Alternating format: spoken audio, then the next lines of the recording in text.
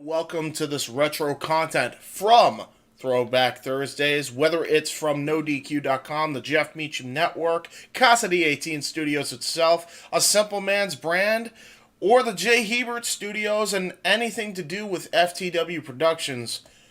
This will be the content re-aired right here on Throwback Thursdays that you could expect to see on the Casa channel. I know watching back some of our old content, whether it's the open mic night intro where I'm laid on my bed, which I kind of cringe at, especially with this cool ass setup now, or whether it's, just about anything to do with what we have done on FTW Productions, from a Simple Man's brand, from the J. Hebert Studios, to even some Insanity Works and Retro Wrestling Fortune 44 Incorporated stuff. There's some good stuff, there's some cringe stuff, and either way, I hope you guys enjoy that stuff coming up. And, even if you didn't enjoy it, I'll be along with you for the ride.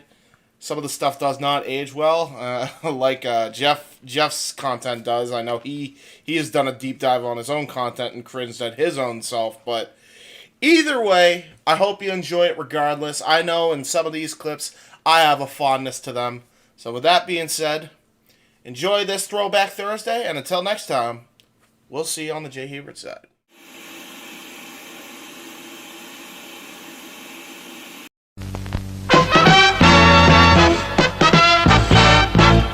And now, preview time.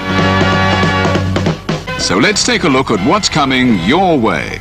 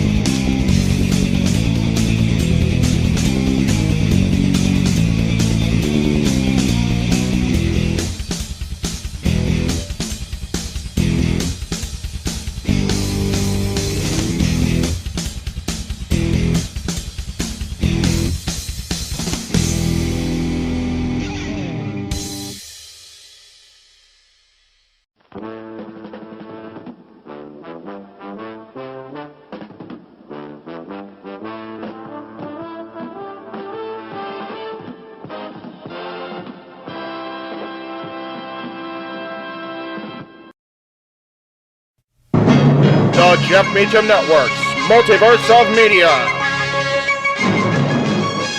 For over 15 years, the recognized symbol of excellence and the standard bearer in coverage of sports and entertainment.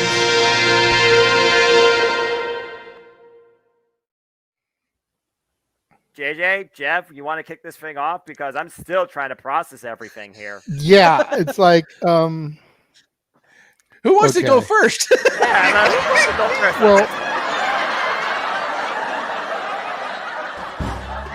Come on in. It's open mic night with your host. you could maybe say there's really 4 topics, but it's split into 6. The Renegade, JJ Williams. The Sammy and Eddie Kingston thing, which one's the better smelling turd? And his panel of co-hosts. I am the founder.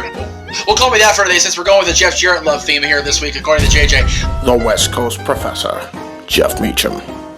Karma is karma is karma. That's professional wrestling! Damn it! The Simple Man, Noah Foster. It's showtime. Yeah. How you doing, JJ? How you doing, Jeff? James. Yeah. And the He-Man, James Hebert. Imagine Bill Burr, Joe Rogan, Paul White, the Baldies. There you go. It sells itself. God. Get in there. Short his ass and shit the bed. He's not Amber Heard. Give it time, JJ. Give it time. No, I'm sure Jeff has some stuff that Dumb move. Just don't pull this bullshit again. You get one. Tony needs to stop caring about the ratings. Bradshaw said as long as the ads are in place, we're not going to lose that third hour. Ring of Honor does not have to be AEW Live. They don't necessarily have to coexist with each other. We kind of saw that tonight to a degree. Along with a panel of guests. He's no longer glorious. Don't you bring that up. You want me to rant about what my NXT used to... No, we are done here for the night. I swear, James. Because you never know who may show up for open mic night. I leave our company in the capable hands of an extraordinary group of superstars, employees, and executives. The first thing that came to my mind was, it's about damn time. Amen. I literally touched everybody in the state's trash. So it's horrible, you guys. Peyton's new thing is Dennis the Menace, but it's funny because she calls it Dentist the Medicine. That's great. When Elliot Taylor came out and did Born for Greatness live, I was popping my pussy, having a great time. I didn't care. I was having so much fun. Sit back, relax, and enjoy the show. Fuck Bill Belichick.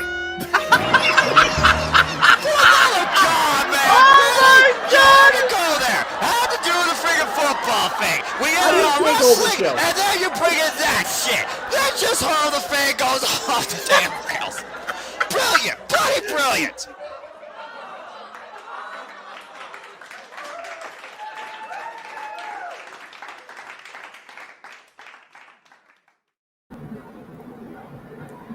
What is going on, everybody? Sorry, you had told me that I was going to be doing the hosting duties. You're just kind of here as a pinch hitter right now until our other man comes in. Okay, he is coming. Okay, cool. I didn't see that. Yeah. Very good. He did message the group chat, said he'd be a few minutes late, but he's coming.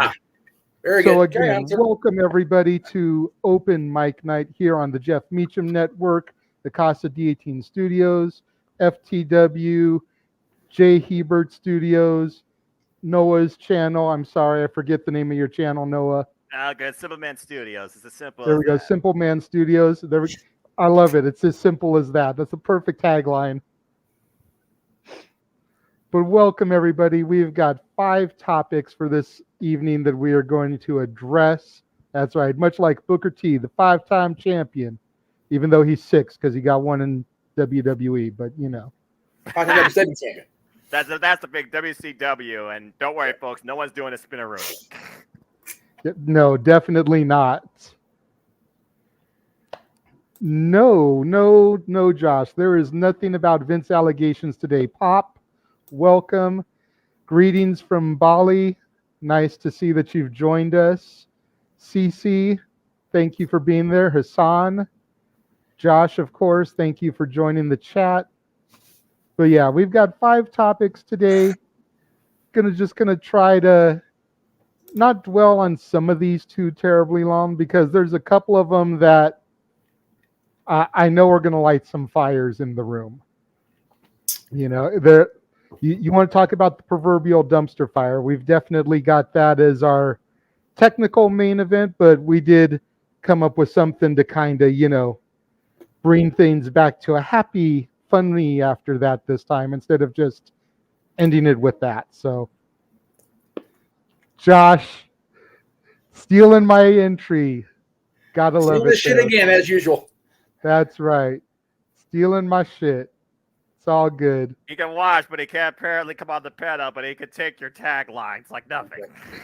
To be fair, Josh, number one, I wasn't going to be in the air today. And number two, I've been talking so much in preparation, I'm trying to cut the phlegm at this point for real. Like, that's the only reason I poured what I did, just to get the phlegm, not to make you all graphically gross in the first 5 minutes, but Is that like Anyway. Ahmed? How do you spell that? A-C C. phlegm. That's it. That's it. I remember that. Probably should be interesting trying to get around the happiest place on earth with a freaking smoker's cough.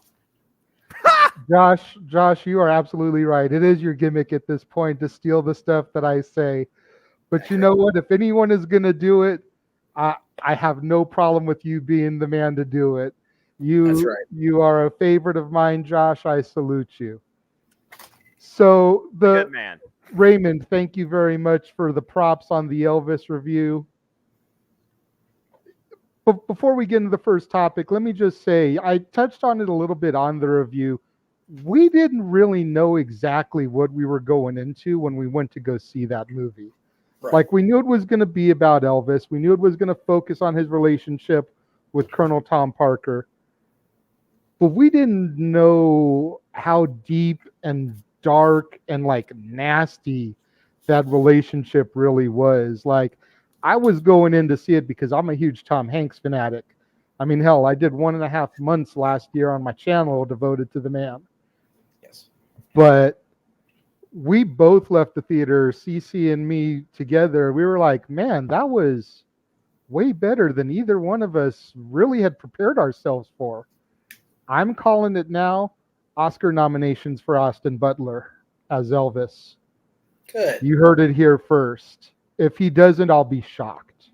Right. And Tom very well could get a supporting actor nod for his role as Colonel Tom. Yep. But anyways, our first topic today, Mr. Man with the graphics there. We're going to discuss a little bit about Money in the Bank. Now, I know Money in the Bank has already occurred.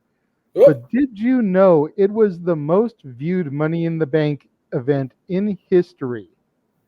We had the second highest gate in Money in the Bank history, the most viewed event in history, merch sales up 95% from the year prior, all without no Roman Reigns, no Brock Lesnar, no Cody Rhodes, no Legends appearance. The only real surprise, and I'm going to get on this one, was the addition of Austin Theory to the men's match. Right. No partnership with another company. But man, I think that says something major for WWE. And the fact that this B, or we can even call it a C-rated show that could not sell out the freaking stadium there in Vegas. Granted, they were trying to run opposite of UFC and Dana White, and Vince just should have known that was a no-no from the jump. But the fact that it did that great a business, welcome, James. Perfect timing. This is the first topic. Yep. Noah, I'm going to start with you. You know, what do you feel that this says about the current WWE product? You know, are they finally righting the ship after all these years? Or was it maybe just people tuning in on the heels of all the scandal that's going on in WWE to see, you know, what may or may not be done within the confines of the PLE? I think it's a combination of both, really. When you consider the fact that up till Money in the Bank, everything was concerning the controversy around Vince McMahon and the allegations and all the reports that have basically given as much publication that WWE had probably in the last decade than we can last remember. Whether good or bad, the whole world's been paying attention, particularly to Vince McMahon and the WWE. So just the thought of that in any way maybe affecting this show or other details coming to light maybe during it and people getting on their phones and talking about it, I think has a part of it too. I also consider the fact that how Universal connected WWE is, where you can watch this literally on, again, it's a piss poor applet, but again, it's in more households, it's a streaming based service. They also worked within a venue that they were able to sell, because again, they were not able to sell a stadium. And truth be told, this is the first Money in the Bank for real that was really full-fledged since we got through the pandemic. Now, truth be told, the premium live event before this was Money in the Bank last year. That was the first major thing that had all the people beyond the Raw and the SmackDown when we finally got through the age of quarantine. But this year, everything felt a lot more normal. So, again, I just feel it comes down to the fact now that we're kind of in a state of normalcy when it comes to the representation of sports entertainment, except now it's just a lot more accessible, and they work more within their means. It comes down to people, I feel, were content with what they were going to get, but there was maybe a bit of curiosity towards what they thought they could learn or could get. But hey, kudos to WWE. I can't argue with business. Seems to be going well for them. Bad or indifferent compared to the people within the company. There's a reason why WWE still exists. I just wonder how the infrastructure inside is going to continue. James, same question to you. How do you feel, does it mean that this is starting to be a turnaround for the company, or was it just the whole scandal and people wanted to see what was going to happen?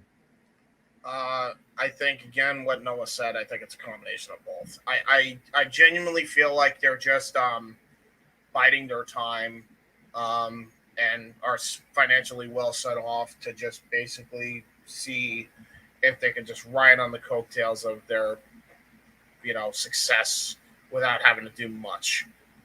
Because, again, their money's guaranteed. I think that's all it comes down to. Their money's guaranteed no matter what they do, because they, they're the top dog when it comes to sports entertainment / professional wrestling, whatever you want to call it. They're always going to be the financial number one, and they have about 90 to almost 100 years to prove that fact. So that's the main reason why. It don't mean I'm going to be watching any more premium live events after SummerSlam going forward, but it is what it is. Not surprising and not shocking. Well, there's a comment in the chat room about Liv Morgan winning Money in the Bank and cashing in to become champion. Do you think that maybe that had something to do with it as well? I kind of think back to Mick Foley telling the story of when WCW gave away the fact that he was going to win the title on Raw, how you could kind of see all the channels change to Raw so that they could see that monumental event happening. Considering that I'm sure that the viewings aren't just from the initial first run of the broadcast, do you think that Liv may be finally getting that moment where we all have kind of been waiting for her to finally get her first championship is maybe part of what drove those views, is people finally getting to see her accomplish that dream? James, you first. I think, yes, definitely, because she was a fan favorite for a lot of people. I think a lot of that has to do with the more social media than anything else, because of how she's just very different when it comes to her character on TV, and they find her as a likable human being in a lot of ways, so they naturally gravitate towards her, and so they tuned in to see her win the big one. Twice, in fact. How they followed it from there, I don't think and you can tell by the way the ratings kind of dipped off. They've already kind of screwed the pooch on it a little bit. But I mean, that comes as no surprise. But as far as Liv Morgan winning the title and winning Money in the Bank, absolutely had a lot to do with it, I guarantee. I guaranteed nobody, I think, would have been tuning in if she wasn't going to win it. And I think a lot of people had their suspicions she wasn't winning either one. So, Noah, do you care to elaborate? I definitely echo the sentiment. I've been a fan of Liv Morgan since NXT. I was a fan of the Riot Squad. I thought that Sarah Logan and her were highly underrated. I figured they were putting the rocket on Ruby Riot, but we saw where that goes. Now she's Ruby Soho, and history is history. But again, she's been at this for 8 years. She's been the sentimental favorite. We've wanted her to have that moment. We thought she should have won the Royal Rumble, for example. We thought that her and Rhea should have won the Women's Tag Team Championships. Here she is now finally a singles champion in the WWE in front of a worldwide audience, claiming the moment on what really is the grandest stage for her, and that was Money in the Bank. It kind of reminds me a little bit of how when Bayley won Money in the Bank, and she cashed in on Charlotte, because people didn't want to see Charlotte, for example, beat Becky Lynch after Becky already had a match with Lacey Evans, for example, during that whole tiff. And of course, Bayley, she was the ultimate babyface at that time in the company. I would say right now that Liv Morgan is the predominant babyface in the WWE from a female standpoint that the fans gravitate to. And the fact they were able to provide this moment, and the fact you even got post YouTube clip it of it with Michael Cole and Pat McAfee's live reactions, levels of Mara Ranello NXT type excitement, further adds to how important they wanted to make this moment towards the fans of Liv Morgan. Honestly, for me, if it wasn't for the Liv Morgan moment, this show, for me, kind of would have been forgettable, because the Austin Theory thing, again, had people driven out in droves because they were not wanting to see that. So, yeah, I think a major part of it is definitely Liv Morgan getting the moment and the fact that WWE is so universally accessible. That's a fair point. And honestly, there's a super chat that came in from Dwayne Atkinson, $5. Hey. Thank you, Dwayne. He actually comments on the Theory thing. He says, is Theory going to get the opposite Roman Reigns push? Push him as a heel. You know what? I am exhausted. No, I know you just came into things today, but I've been up since like 7:30 our time. Today was moving day for us. Fuck. So we unloaded the storage, brought it up the hill, unloaded the U-Haul. But so Jeff, this one. You know what, Jeff? Don't be a dick. You're staying off the camera. So that is brilliant. So back to the super chat, though. I'm gonna try this again. Is Theory gonna get the opposite Roman Reigns push?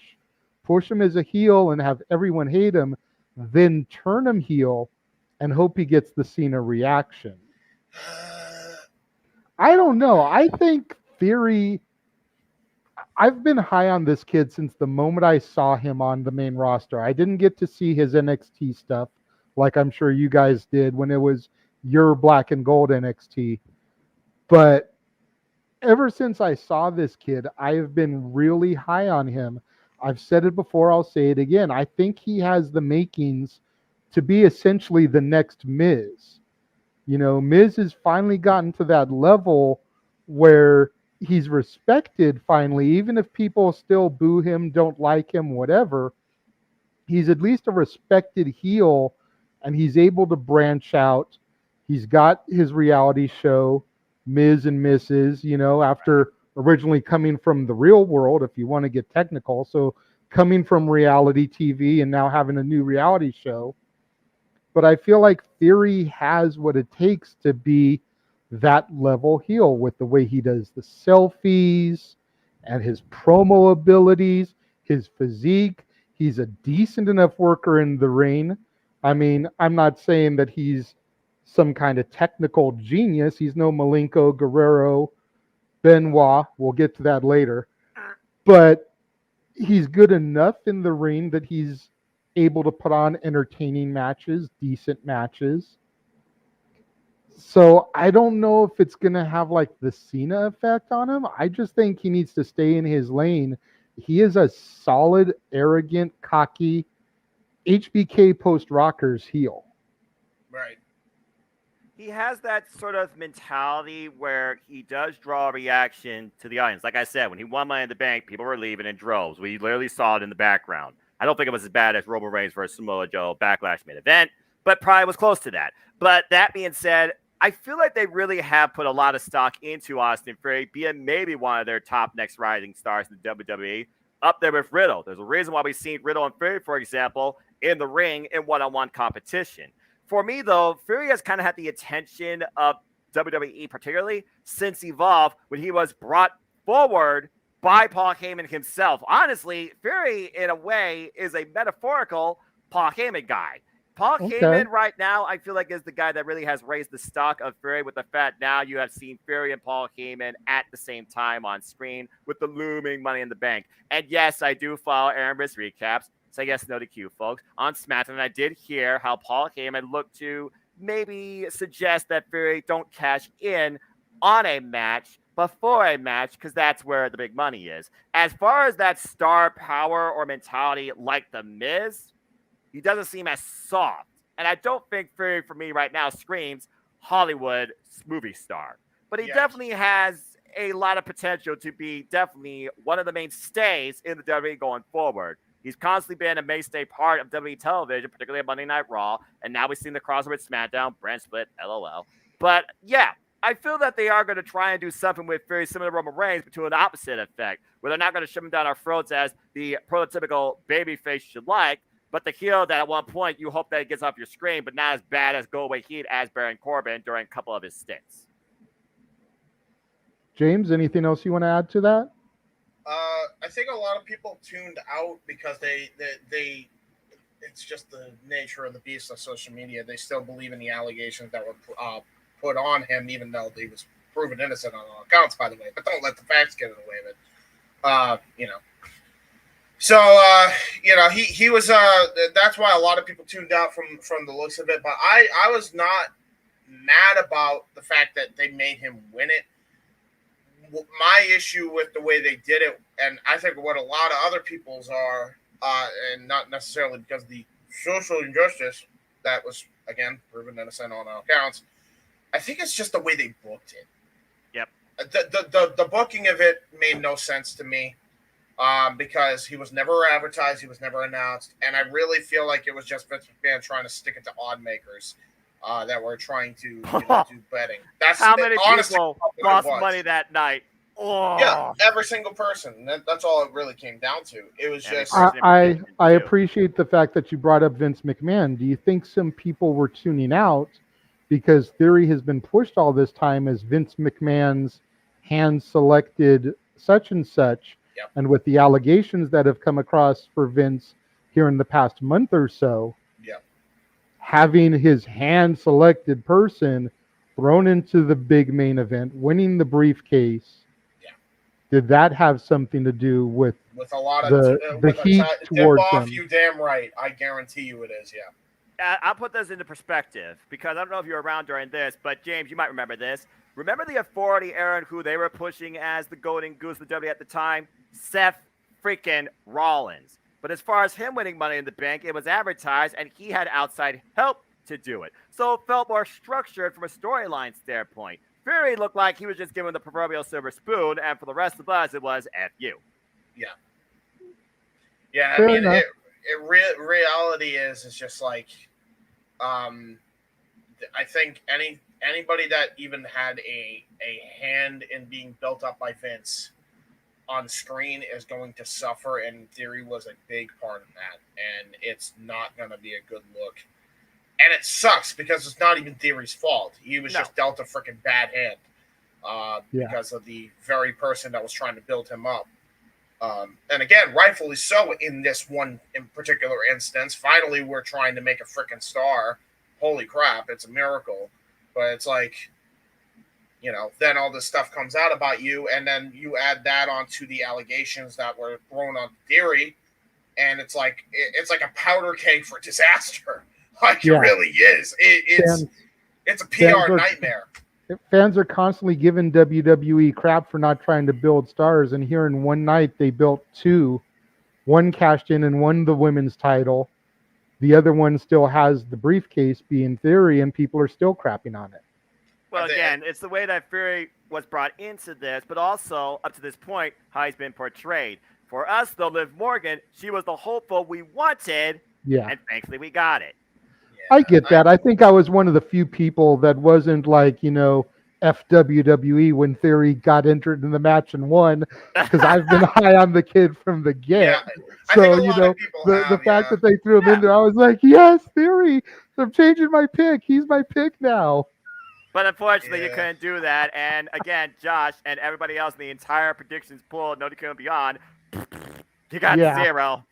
Yeah. Yeah, it's one of those things where it was just like, I feel like the booking of the company has been just done to death, and I don't think, even if they do right, I don't think they're gonna get an audience back. Keep in mind, there's a lot of freaking fans who are frustrated that still watch, and their friends or their family or whoever got sick of WWE because their booking was so awful, or they just didn't like the company's direction, or they just didn't like the fact that stars were leaving, and you're never gonna get them back. That's Most not of them. necessarily true.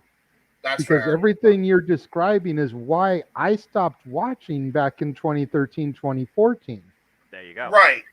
And I'm now back. Right. It's like so I'm kind of at the flip side extreme of your argument there, where they've gotten me back, and I've been out of action so long that the stuff that they're presenting to me, I'm finding entertaining. It feels Whereas fresh those to of you guys that have been watching and staying with it for all these years are so put off by it.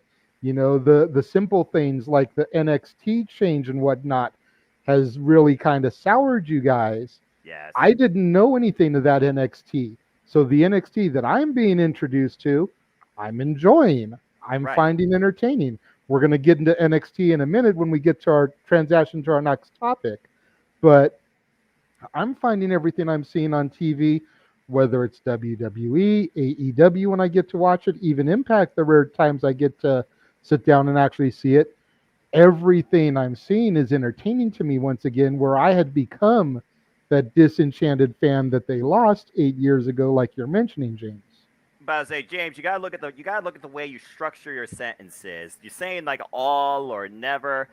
Truly, those words don't apply here. It's not impossible. I can say, while there are a few exceptions to the rule, though, a majority you're not going to get back. That's a fair point. It takes a lot. It takes a lot to get a fan back. It doesn't just happen overnight. You have to have long, substantial change, and even that might not be enough in a lot of cases, especially in the world of social media, where you can literally look at everything from a click of a freaking button and know what the hell's going on in like 10 minutes. Like you can literally sum up Raw in 10 minutes and know what the hell is going on, and you wouldn't be any of the wiser for it. Like that. Hi, John Rossap. Thanks for the reports. Yeah, that's really what it comes down to. Or Aaron and his 30-minute reviews after Raw, you know. Whether it's Aaron, whether it's Dave, whether it's Sean Rossap, whether it's anybody, really. Like whether it's Jeff Meacham Tuesday nights on the Jeff Meacham Network. Legitimately, you can watch any video on YouTube that covers wrestling that on a weekly basis, on a nightly basis even, and know what the hell's going on. Yeah. Honestly, I think part of what really started to bring me back into the WWE, because I would still watch Rumble every year. I would still usually check out WrestleMania after it happened. I would go to my brother's house and I would watch SummerSlam because that always happened around my birthday. The last couple years before I really started to get back into it, I would at least see those shows. I'd maybe watch the Mania run and see Rumble, Chamber, Mania, and then I'd stop watching again. But I think what really started to pull me back in, and I think this is a perfect segue into our next topic, was the women division. What they finally started to do with the women after having them branded as divas for so freaking long.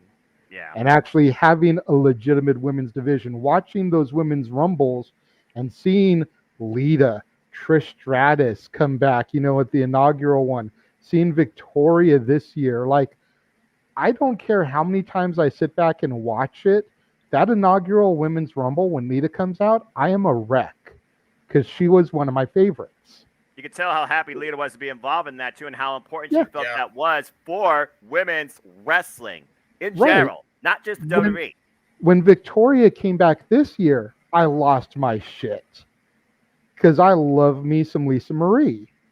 Hey, there you go. But seeing what they've done with Becky, with Charlotte, with Bayley, with Sasha while she was around, with what Natty has done to help bring these girls up, and Beth coming in and out, with NXT and coming back for matches, seeing what they're doing with the new crop of girls down in NXT. And let's go ahead and go to our next topic here. You've got Cora Roxy. Jade and Roxanne Perez, Roxy, winning the NXT tag team titles, only for Cora Jade to turn heel a week later. Like, what in the F WWE? Now, I'm not going to lie. This is not our NXT. Now I'm going to say, while I'm puzzled, while I'm head scratching this decision, because I haven't actually been able to see this week's NXT with the move and everything, but I popped hard when Cora and Roxanne won the titles last week. I did see that. I will And actually then- admit, I tweeted about that because I actually do respect Roxy and Cora Jade. Continue. And Cora is one of the ones that I really have gravitated towards in the new NXT. Like, I love Cora to death. But then to see this decision and booking, it's like, why? Why would you do that the following week? Now, I could understand the heel turn the night that they lose the straps, or the week after they lose the straps. Have that gratuitous rematch the week after they lose it, and then the heel turn there. But this makes no sense to me. The only thing I can think of, and I know trying to find sense in a WWE world is just why. But the only thing I can think of is that Triple H had held a meeting saying that he was back. And I think this might have been like a Triple H swerve. I'm looking for sense. unexpected. we get it, James. We get it. I think this was a Triple H expect the unexpected. Think about the people he's been affiliated with over the years, whether it's Shawn Michaels or Shawn being a prime example. Shawn and Marty, Shawn and Diesel, Hunter and Shawn himself, and all the times that there's been that heel turn. Not something as asinine as this, but the friend turning on the friend. This smells to me like something Triple H may have written. And I see Josh's comment about Meltzer reporting that Triple H is back in the office, not NXT proper. But you never know. I mean, why? James, since you were looking for the sense, what kind of reasoning and logic do you have that someone would try to book this? Because now where do they go from here? Do they have a match on NXT next week where Roxanne versus Cora and the winner gets to pick a partner of their choosing? Like, where does this go from here? I can tell you that my search for sense did in fact come up with results. I did find a nickel, which is about as much. There you go. So there you go. I got a nickel. That's about 5 cents. It's about as much as this booking decision's worth. Yeah, You're being generous, or you're talking about inflation. But continue. I knew you were gonna say that. That's why I did the skit. Yeah. And he digresses. But I digress. Exactly. Yeah, man, this is a really and let's talk about this too. Oh, hey, we're gonna do this again in the span of a month and a half. Wait, didn't we already do this on another NXT show with the freaking Mustache Mountain? Yeah, that literally happened already. Hey, didn't we do this with the Judgment Day that we have now since relegated to the main event? And not the main event of Raw? We're talking about the main event of main event? Yeah, we literally just did that with Edge being kicked out of his own group. Why are we doing this again? Like, I get Vince doesn't like tag teams, but I swear, do we not see a pattern of being repetitive here? Like, come the hell on. I don't even watch this version of NXT, and I'm like just flabbergasted. You literally have done this in the span of a month and a half twice already. Why are we doing this again? That's why I'm baffled by it. Like, does nobody just care and then just like, book it, write it down, make it happen? I don't care. I don't know. Like, I'm at a loss because, like I said, I was so happy to see these girls win the straps off of Toxic Attraction. Like, that was one of the highlights of the night for me. And then this a week later, and it's just like, huh? I mean, don't get me wrong. You know, I know we addressed it before the show, before you came in, James. I'll go ahead and throw it out now, Noah. So I apologize if you do the walk-off or you toss your headset down. It gave us a great shot of Cora Jade's ass. Oh, but other than that, like, what purpose did this serve? Nothing. Wait, isn't this the same segment too? Is this the one where the skateboard broke? Because I saw that on somewhere too. Like, yeah, I think that was the same segment. Shattered before Impact even happened. Like, like I said, I haven't seen this week's show, so I don't know if it was the same segment, but I'm assuming it was. Anybody confirm to me in the comments if that was the same segment? Because I did see that floating around on Twitter, and I just about busted a gut laughing seeing that. Just the skateboard is shattering before it even hits the other person. I'm just like, what that would be like hell? one of Jarrett's guitars just combusting before it even touched their head. You mean what happened? You mean what happened when you saw the white powder come out before the guitar shot? Yeah, Bound for Glory. Noah, you're a simple man. What is your simple take on this segment? Looking for sense in all the wrong places. Sorry, what you had a question? You had a question for me? Okay. So I'm supposed to talk about women's professional wrestling. Damn it. Damn it. But I digress. First off, botch. Victoria was not this year's Royal Rumble. It was last year's Royal Rumble. Ding. Now then, on to women's wrestling. If you want to look at women's wrestling done appropriately, Impact Wrestling's your standard bearer with the Knockouts division in single and tag team action. But I digress. That being said, this doesn't surprise me because, again, this is not my NXT. But I respect the former Ring of Honor Women's World Champion, Roxy. I respect the former Atlanta Black and what she has tried to do with herself in this span of this NXT, where I think she should be the NXT Women's Champion. Well, that got thrown to the wayside when she was endorsed by Natalya, who was heelish, but then not. And then literally at this point, I'm like, okay, so you really have no sense of direction. You're just going to throw a dart, break up a team, and see what happens. You don't care about women's tag team wrestling. You did the same thing with Dakota Kai and Raquel Gonzalez, and then you brought them together for one night to get the titles, only for them to lose it. Now you have these two who got the titles, turn on each other, and are you trying to recreate like just the same thing here, but two different people? Or are you trying to turn Cora Jade heel because at this point you don't know what to do with her, and do you not want Roxy? Do you not want anybody to be pushed forward? This makes absolutely no sense. But then again, in an NXT without direction, without flow, without that same wrestling, underground, passion up mentality to push something forward and engage me, this doesn't really surprise me at all. That being said, they're going to simply set up here Cora Jade versus Roxy one-on-one. Women's tag team wrestling does not matter in the WWE, and Mandy Rose is not going to lose that title as long as she looks like something out of the Divas era.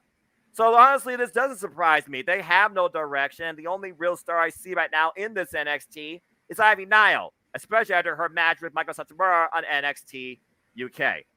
I pray to everybody that has to be victimized by Vince McMahon and Bruce Prichard booking that is a woman in this version of WWE's NXT because they don't know what to do with them, whether it's stereotypical or whether it's two-face. At this point, you might as well give everybody a coin and flip it to see what they're going to do the following daggone week.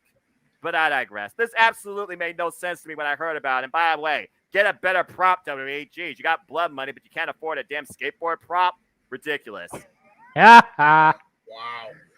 Real quick, to add to Noah's point, they broke up the night they won the titles. The night out Correct? or the week after. The following it's the week. week after. Okay, because I was Because about to I have say, not why am I tweeted- seeing that promotional thing? I have not tweeted anything NXT 2.0 but that moment because Cora J and Roxy are two talents I respect. But your booking decisions right now have me worried for their future. Because if you cannot connect them to the audience as one perspective, then what the hell is the future? Let me just add this too. You want to talk about women's divisions and being Oh yeah, best let's go and ahead its and list out impact. some women's divisions, shall we? Let me get my book out here. Sorry, I don't have a list. Let's see. What do I watch that has respectable women's wrestling? Let me go ahead and open it up here. Stardom. Yes, Thunder there is Rosa's Stardom. promotion. There is Impact Wrestling. DPW. There is DPW. There is, let's see, what else do I have? Impact, Joshi Pro Wrestling. Impact Wrestling's number one, dude. Their Knockouts division has been the standard of women's wrestling for as long as I can remember. You want to look at a great women's wrestling match this week? Mickey James versus Chelsea Green. Yes. Enough said. And let's see here. What else is there out there? Ring of Honor is trying to reboot their women's division. Bottom line. They're about to have a banger themselves. Mercedes Martinez, Serena Deeb. Booking defines the future. Find a way to literally structure something to make me believe you are investing in the future. Retconning an old idea. At least for 1 week, I'll put AEW in that category too, and I'll tell you why. Go for it. AEW in one segment on Dynamite Fighter Fest, which you can watch, by the way, on my channel currently right now, cheap plug.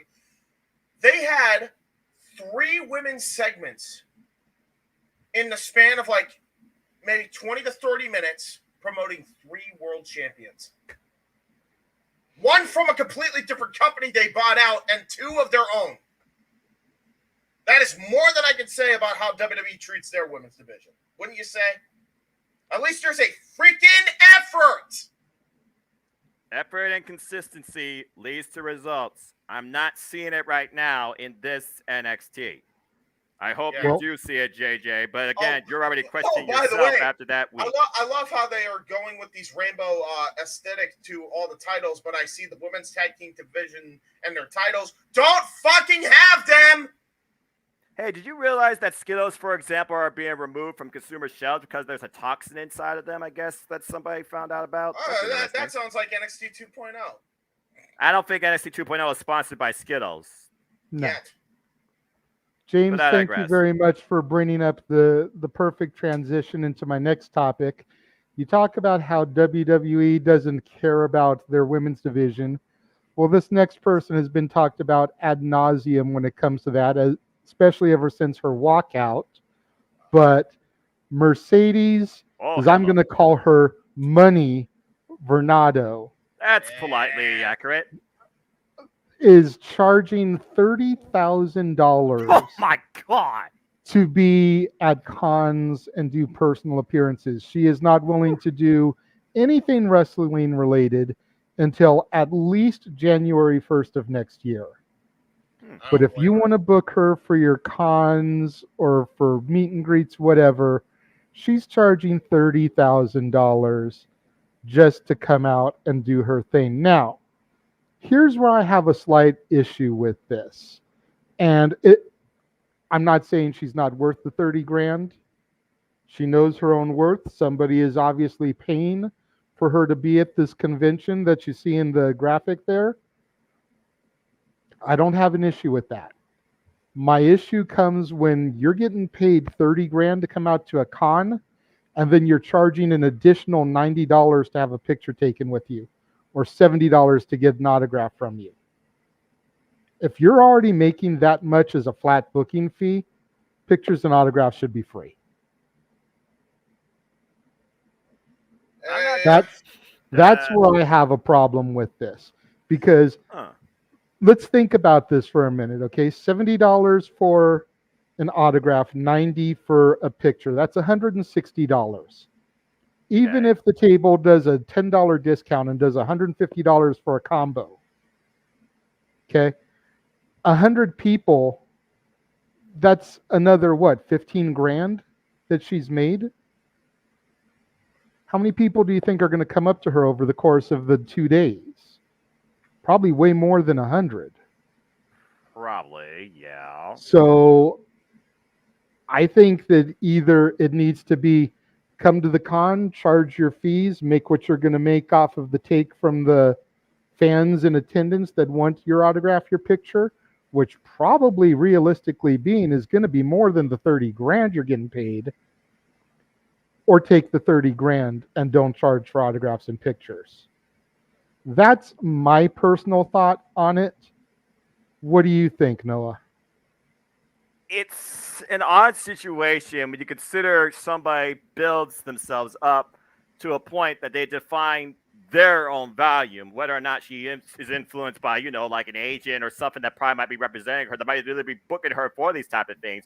I honestly don't know if this is all literally on Mercedes, like, merit, or is it like just an influence that she maybe like goes with, for example. It's one of those things where I feel like if you're like, some sort of figurehead, you've already put a down amount on yourself just to show up at anything. You look at any wrestler that shows up at any like con or stuff like that.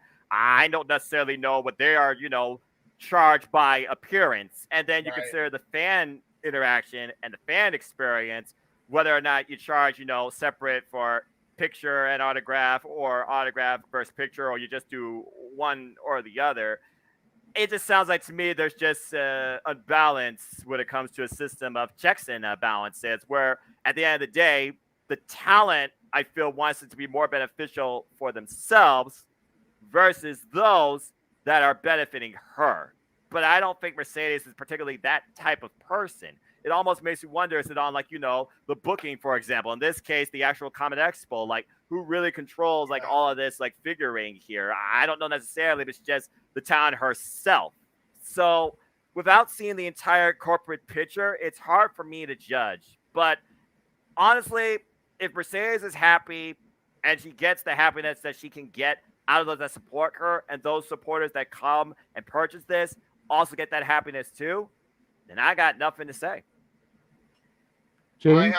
I have the stance of where Noah is, plus I'm more on the side of Mercedes or Money Bernardo here, because again, we don't know. You do use these to make a living too, so I can also get that as well. And not that Sasha necessarily needs the money. I agree with you on that stance, Jay. She doesn't. I just don't know if it's necessarily her call or not. The only thing she might have a control of is how much she charges for autographs, honest to God. Probably the only thing she probably does have a control of, and that's a good point by Noah. But I guarantee you, regardless of the financial gain of it or whatever, or the actual reasoning behind all that, she's gonna get that 70. Every fan that's there is gonna pay. First off, number one, it's the world of Sims. They're gonna pay it. They're gonna pay it just to meet the woman. That's just how it is, right? Yep. That's number one. Number two, there's a lot of fans that really want to meet Sasha Banks. They will pay top dollar to meet Sasha Banks. They will pay top dollar for an autograph. They will pay top dollar for an autograph picture for 90. She's gonna be making bank. Do not be surprised if she makes 100,000 in one night plus the 30 grand she has.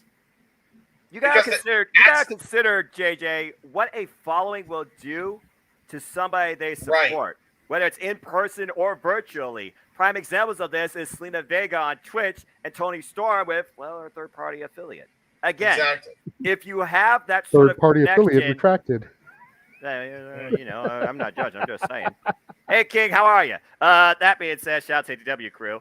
That being said, if you have built that sort of connection with simple people that are willing to dig that deep into their wall, whether it's the job or if they pull a loan, because some people are literally that desperate. Again, they're the ones that are going to profit in the end because they know they will. Right.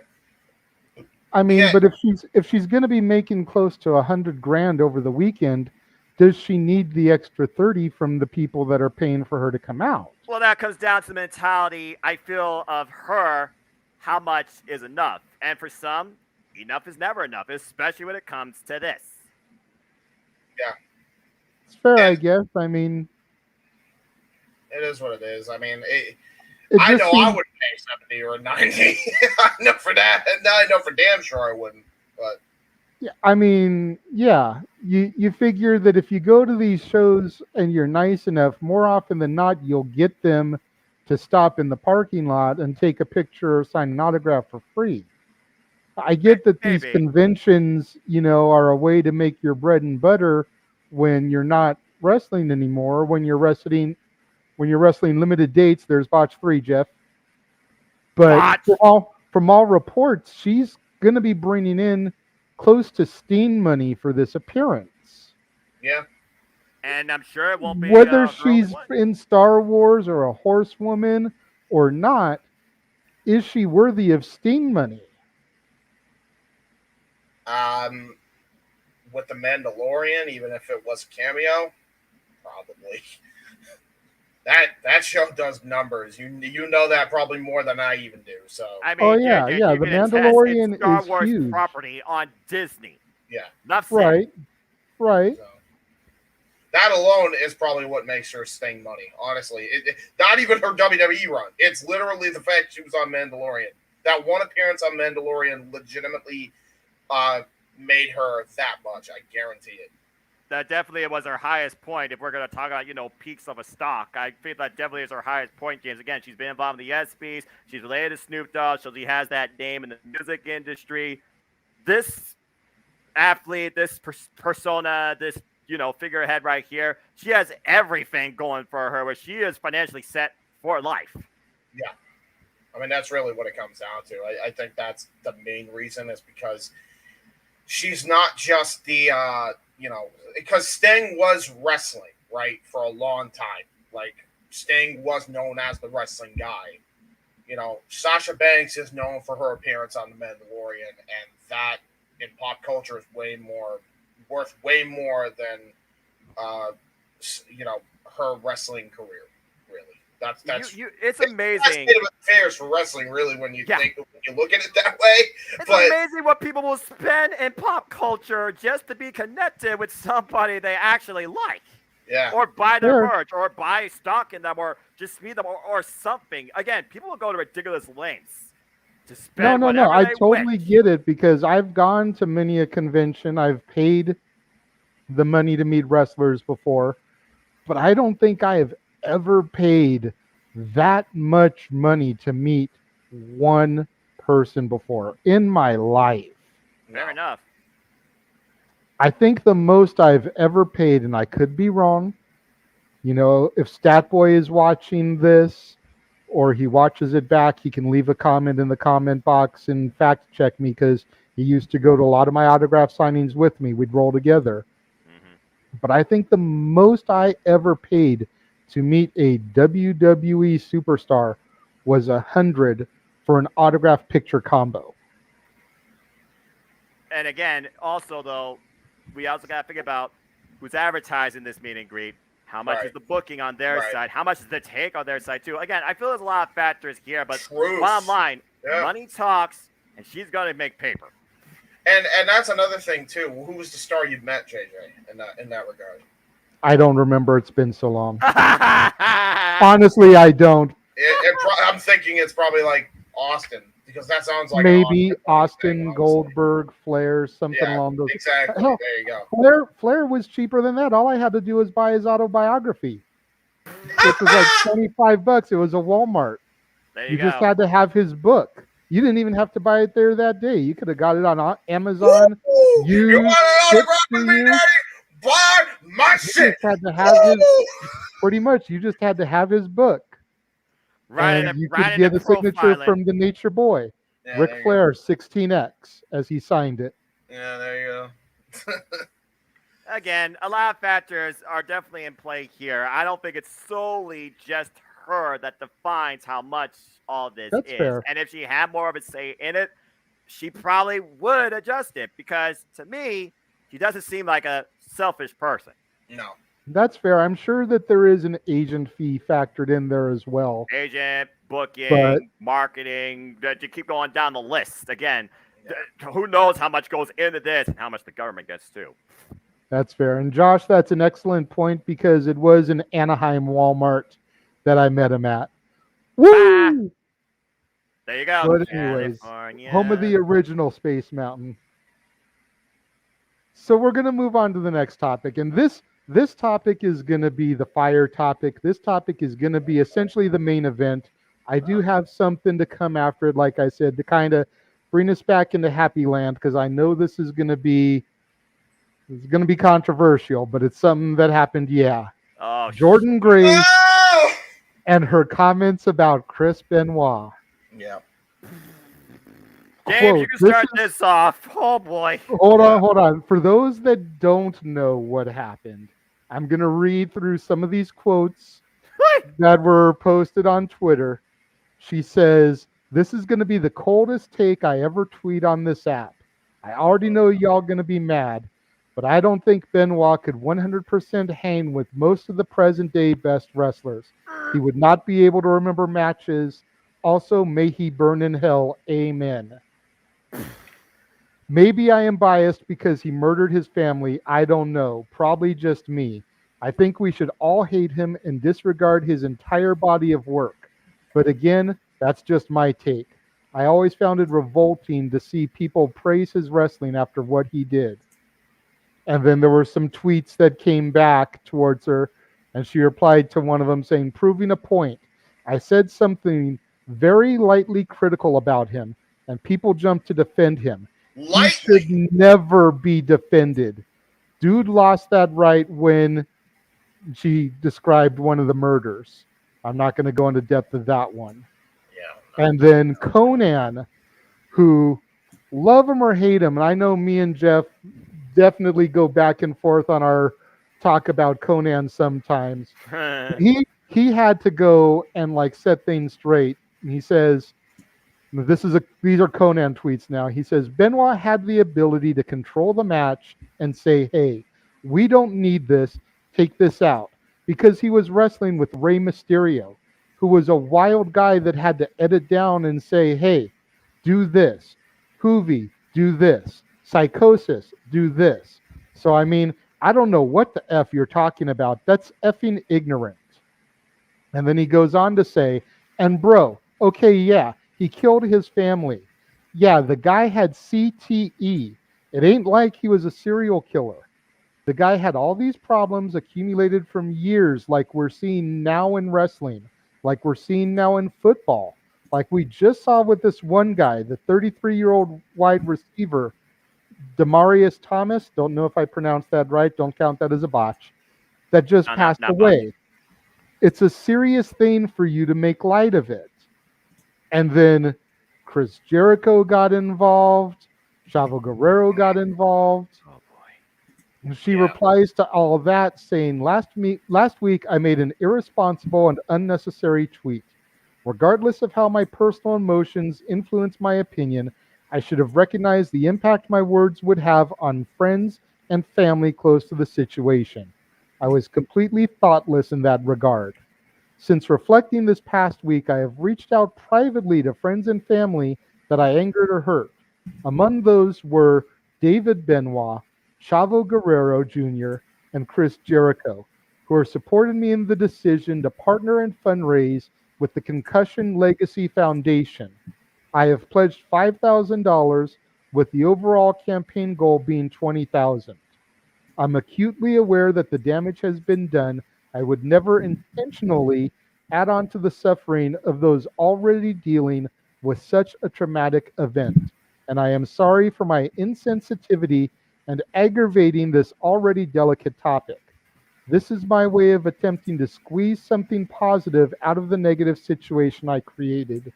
Thank you in advance to everyone who donates." But it wasn't there. It didn't end there, folks. Then Nancy's sister gets involved. Yep. All right. It's weird. Really getting that up. It's weird. I didn't hear my phone ring. I really thought the work I've been putting in for 15 years trying to keep and elevate my sister's legacy hadn't gone unnoticed. Guess my family is an afterthought. Again. I don't even know where to effing start. #heartbroken. To think I broke all the years of silence, ignored my personal pain and rage to successfully put every person mentioned in this apology tweet over time and time again in the press, doing PR and on my platforms. Why did I think it would be different? Effing Groundhog's Day. Yeah. Apparently, Jordan Grace reached out to her and started a private dialogue. We don't really know what came after that because it was sliding into the DMs, so to speak. But what in the F would provoke her to bring this 15-year-old topic up? Because ironically, today is the 15th anniversary of Talk Wrestling. Today's Talk Wrestling 15 years ago addressed this situation and the remarks from yet another Grace, Nancy Grace at the time, supposed journalist. But what would make Jordan Grace open her mouth and even bring this to light? James, we'll start with you. Jeff, I know you're in the green room. Please bring yourself on, because considering this topic was how you started Talk Wrestling 15 years ago, I would love to get you on camera regarding this. Let me James, throw my hat on because I look like shit. Go ahead. Real quick, let me just put this in perspective that I do have an answer for your first question. Okay. There was a podcast that came out. By the way, thank you for Gentleman Villain Podcast for actually breaking this to me, because that's the only reason why I knew this even happened. It was actually a podcast called Crimes in Sports, I believe it's called. That covered that exact topic. That was the talking point of that podcast. And again, considering it happened around this time, that's when they decided to talk about this. And that is probably what led to these tweets direct. And it just, by the way, what Jordan did was so irresponsible on so many levels. I mean, so many people that were close to that situation were getting bombarded online because of this, because of her stupid social justice warrior crap, when she should have just let well enough the fuck alone. That's exactly what you should have done. I cannot believe that you know people that actually went through this situation and then have the audacity to tweet something as asinine as that. Shame on you, Jordan. I don't give a goddamn if you are the Knockouts champion of the world right now. I could give a fuck less. What you have done is effectively hurt so many people to the point where they have had to have their PTSD triggered by this situation and have to relive it all over again. That's exactly what you fucking did. Sorry again, Jeff. And forget about Jericho and Chavo for a minute. Nancy's sister has had to relive this. Like, exactly. That's the most tragic of all of it. Nancy's sister, Sandra, and David Benoit. Yep. The literal family blood related to Benoit had to be exposed once again to this proverbial Pandora's box because of keyboard warriorism that exists in this day and era. Yeah. And that's the thing that pisses me off more than anything else. This could have just been avoided if you'd have just kept your thoughts to yourself for the betterment of your peers and the families that were freaking affected by this. Poor William Regal, who was close to both sides of the damn family, was finally we heard him speak on his side of the freaking story, and he never wanted it out in the first place because he knew it was going to start a crap storm on social media, and he handled it he is probably the only one that handled this the best out of anybody else on the entire platform. Absolutely. And, I'm glad you mentioned Regal for a moment. I just got to put over the Gentleman Villains podcast real quick. I have been watching the YouTube videos of that here since it started going live. I need to see the Claudio one, the newest one that came up. But holy crap, this is a great podcast. But back to the topic at hand. It's this, Regal's me and legit in Cece, tears. He's about to freaking cry on the air. yeah. You know? Me and Because he's Cece were talking at dinner tonight about Benoit with some of the talent that's out there today. Like, oh my God, could you imagine Benoit versus Omega? Yes. Oh my God, that would have been outstanding. Could you imagine Benoit versus Danielson? Yep. Yes. Absolutely. You know, Osprey Benoit. Yes. The list goes And on. Gail Kim, you just go to Gail Kim's tweet. Seriously, because she sums it up better than we ever could on this show. Seriously. I She mean, had the best take when it came to that line of discussion and dialogue. You know, I pointed out to her the fact that he was supposed to wrestle Punk on the night that everything went down. Yep. I don't think we ever got Benoit Punk prior to that. I think that was supposed to be the first time. That was supposed Like, to be could you imagine Benoit Punk too? Yeah. Like, holy crap. And here's another freaking thing. You disrespecting Benoit in that aspect, you're inherently disrespecting all the people that were around during that era at the same exact time.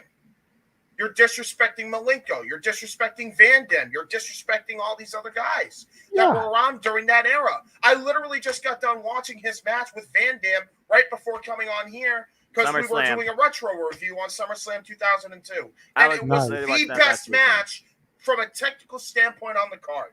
Yeah. Oh, of course. So you're going to disrespect all those guys like that?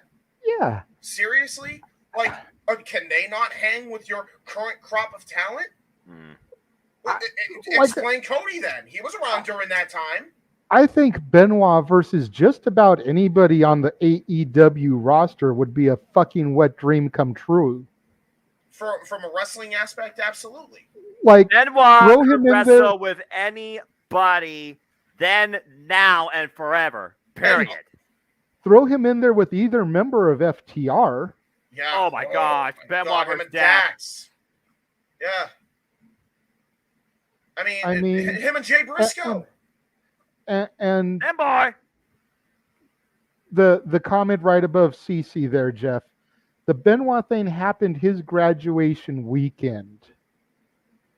It's like it's ironic that your graduation weekend was tied to a tragedy like this. My graduation was the OJ. Oh, God. Like, legit, my graduation was the OJ Simpson shit. Oh, I'm sorry. Yeah, So we're brothers in arms when it comes to that, when it comes to tragedies tied to our graduation. Holy crap. Jeez. Like, are in no way, especially now, when anybody talks about Benoit and the amazing matches that he had, are celebrating him as a person. But Jeff, do you see? Sorry, I didn't mean to cut you off, James. Jeff, do you see this comment from Cody Raines? We are on 6 TVs around a DJ booth in New Orleans right now on Bourbon Street, folks. Wait, holy fuck! Wait, what? Thank you. I hope you all are enjoying the Thank you. conversation. Appreciate Thank you so much, Noah. Sorry, James, finish your thought. Everybody on Bourbon Street's gonna freaking hate me. Oh my God! They're looking at me like, look at this motherfucker trying to rant. Cheers to all of you on Bourbon Street. I haven't been yet, but dude, that's a bucket list for me. James, continue your thought though. I cut you off. I apologize. Yeah, no, I was just saying, like, I appreciate that I wish we could have been on a better topic if we were on Bourbon Street. Damn, it's Bourbon Street, the life of the party, and we're killing the party right now. Yeah, 6, I think. No, you're right, it's 6. Anyway, yeah, no. For me, it's like we're not celebrating him as a person. Because what he did was absolutely unforgivable, even if you factor in everything that he had. Okay? Yeah, without doubt. You cannot forgive that. You cannot forget that. And you damn sure shouldn't be idolizing that in any regard. But the man before that happened, you have to at least acknowledge his presence in the industry in that regard. Because if you don't, that is a slap in the face to everybody that ever worked with that guy, because then you are inherently forgetting their history. You're forgetting Eddie Absolutely. Guerrero's history. You're forgetting Angle's history. You're forgetting Van Dam's history. You're forgetting Jericho's history. You're forgetting Chavo's Shawn history. Michaels. Shawn Michaels' history. Triple H's You're history. forgetting Triple H history. Yeah, exactly. It's- Noah, before I throw it to you, the interesting thing to come out of all this, and something that I saw a lot of in the tweets from Jericho and Chavo and even Conan, is the separation between worker and man who committed these horrible tragedies. And I think if there's a bright light in this situation, it's that a lot of people that have been coming out about this have been trying to separate the two individuals, which is something that I've been trying to preach from day one when it all happened. You've got to separate, like James just said, the wrestler, the performer inside of the ring, and the man who committed those horrendous acts that fabled weekend. Right. Coming out of all this, do you think that's something that might continue down the road, since it seems to be happening in light of essentially her making an ass of herself? Yes, because that's social media. Simple as that. What else do I need to say? You guys already know my mentality towards social media. I don't let it dictate my fandom. And I certainly don't let the actions of a person dictate my overall perspective on a professional wrestler. Because when you think about what one wrestler gave to the industry, you got to think about those he affected during that history.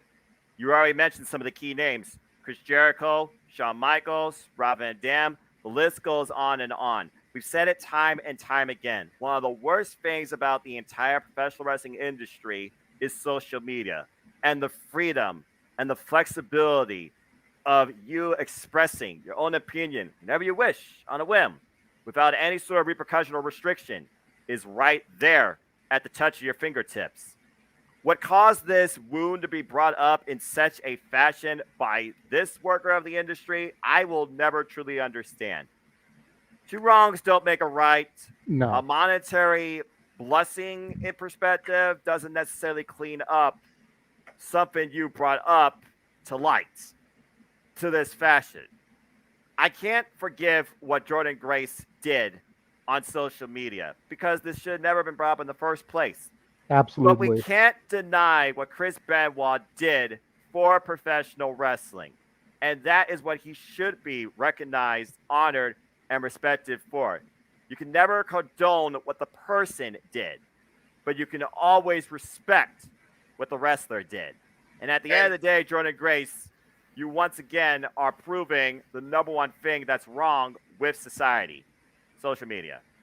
And go ahead, James. To add to your point, Noah, as much as we must respect the performer and separate him from the person, if not for his sake, because I could give a crap less about the person's sake, and I think most people can genuinely agree with that statement. Agree. You got to do it for the people that did wrestle him, so that way you are preserving their history, and that way we can learn from this mistake. JJ, you said at one point, or in a whole different topic, those who don't learn from history are doomed to repeat it.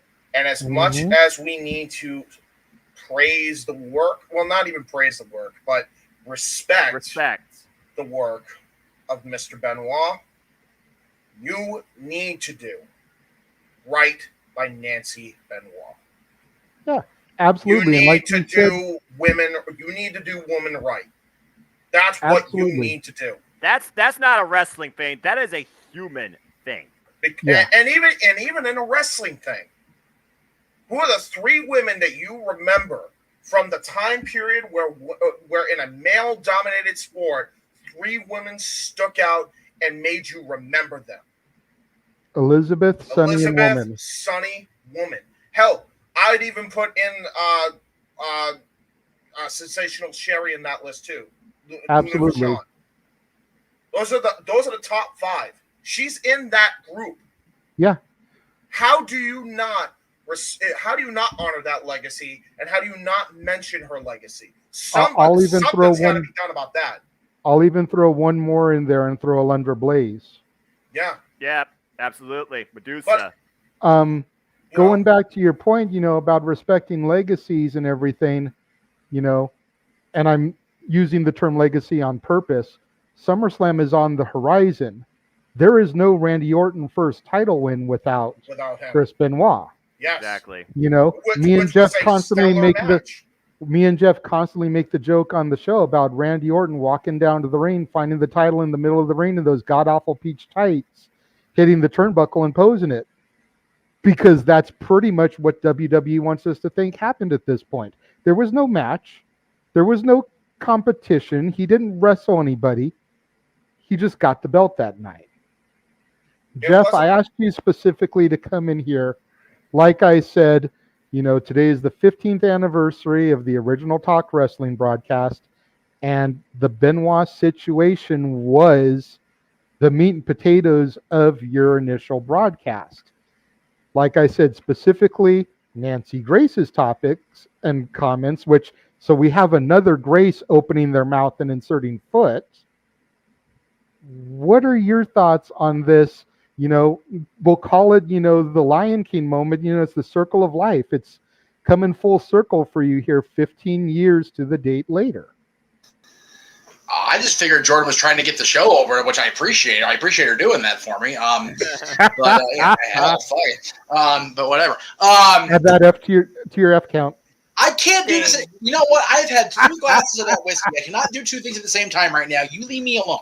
All right. So, look, it's just one of those. And again, I'm not trying to make this about politics. I apologize in advance. There is a reason why 45 was suspended from Twitter, because he could not help but put his foot in his mouth on that platform on the regular. If we, and I mean we as society, were all made to be held to the level of accountability that he was held to, Twitter would cease to exist at this point, I think. I would agree. Fair. I really think it would, because one way or another, whether it's the level that Jordan did here, where it's the level that President Trump did when he was before, during, and after the presidency, we all tend to sink to levels of dumb fuckery. There's 2, by the way. When we see that big giant blue bird on our keyboard platform, we tend to get uber stupid. Yeah. That's the first thing. The second thing is, other than the haha about putting the show at the 50th anniversary, again, I appreciate the help there, Jordan. Why? What was the point of bringing it up? It wasn't even like it was the anniversary of the tragedy either. It wasn't. If this had been like late June, I would have been okay. Well, it's on everybody's mind. It's a milestone year. It's a 5 or 0. So maybe it's just she just for no seemingly good reason. Yeah. But see, I think that this is something that's been held down so much that it's not the type of thing that's on everybody's mind when it happens. It's not Owen Hart's death. It's not 9/11. It's not something that when it rolls around every year, it's like, oh my God, it's September 11th. Where were you when it happened? Right. Because we've been conditioned to forget about it so much. Well, except for some of us who, had freaking viewing parties on the anniversary because we wanted to keep the memory alive of his in-ring performances. Right. Well, I'll out myself. That was totally me. Yeah, Jeff helped with it, and there's another botch. Jeff helped me plan it and organize it and everything, but when the 1-year anniversary came around for it, and the 5-year anniversary, we did viewing parties because we were trying to separate the man from the wrestler, and we didn't want his matches to be forgotten. Right. Which is I understood and went along with it. It's one of those. It's one of those things, even more as the world becomes, or at least tries to make us believe that it's more PC than it's ever been. You don't want to touch stuff with any length of pole. You really don't. And bringing up Chris Benoit, no matter what context it is, you say that name, it's instant shitstorm. Pretty much. Instantaneous shitstorm. There's no dancing around it at this point. No. And it doesn't matter if it's been 15 years. It doesn't matter if it's 15 years from now. Because the majority of the media, and I'm including the wrestling media and the peripheral media, as EZ would call it, can't make themselves separate. Now, JJ, you and I both know that you and I do on the regular. We still watch Chris Benoit matches to this day when we get together because of how amazing a technical wrestler that guy was. You know, had that weekend in June not happened, first ballot Hall of Famer would have been the ECW World Champion that night. Yeah. So it's you know, you brought up him and Punk, and you know, hearing you guys talk about the dream matches, I'm just like, can I just please have more than alcohol going right now? God. Just it would have been incredible. But again, you know, and I can't speak for anybody else in here or out there in YouTube land or YouTube and Twitter land, because actually on my Twitter too. If you're still watching on my Twitter, God bless you, by the way, for what that's worth. But the thing is, and I realize I'm actually broadcasting this on, was that my Twitter or was it on the Meach's Meet? I hope I didn't put it on the Disney Twitter. That would really suck. Okay, cool. I'm on Disney Twitter. I'm on the wrong channel today. Okay, yeah. It wasn't a bot, so it's okay. It wasn't a bot, so it's okay. It's just a drunken Miss C. It's so ridiculous that people spout off about stuff they don't understand. Yeah. Exactly. I don't think I have CTE. I don't know that, but I do know that I have distinctive physical evidence of damage upstairs because of all the head trauma. So I do know what it does to a person. Do I feel like I want to kill my family? Not today. But well, maybe earlier today. But you know, but I digress. One of those. Yeah, I digress. Buy the shirt. Disclaimer. All the merches. Help pay for my CTE recovery. Anyway, people just. I forget who. You know, I'm pretty sure it was Tyson. Twitter has made people brave enough to not be held accountable for their crap. Yep. Yeah. It Exactly. said the exact quote was, Twitter has made you so brave to say whatever the hell you want and not got punched in the mouth for it. Yeah. And, you know, come from Mike Tyson, you don't want to get punched in the mouth by a guy with lethal weapon hands. So it's, you know, Yeah. I just, and what, you know what? You and James, I think, appreciate this more. Although JD's been kind of catch up on the Ring of Honor product we had with the AEW bubble around it. The most screwed up part about this for me is her husband is the Ring of Honor World Champion. And we're not giving him any press till the end of the show. Nope. She's got her mouth in so much trouble, herself in so much trouble because of her mouth. We're not putting over the fact that her husband finally has some legs under him as the Ring of Honor champion and is fighting Claudio freaking Castagnoli a week from tonight. Yes. So and it's ridiculous. And not to mention as well, let's just add this. Why don't you take advice going forward from your own husband? Stay the hell off social media. Seriously. Off Twitter. There's a reason you don't see Gresham tweet, because he knows better. Yeah. Like, you know. Like, could you imagine 84, 85 era Piper on Twitter? No. Yeah. Well, I would have been able to.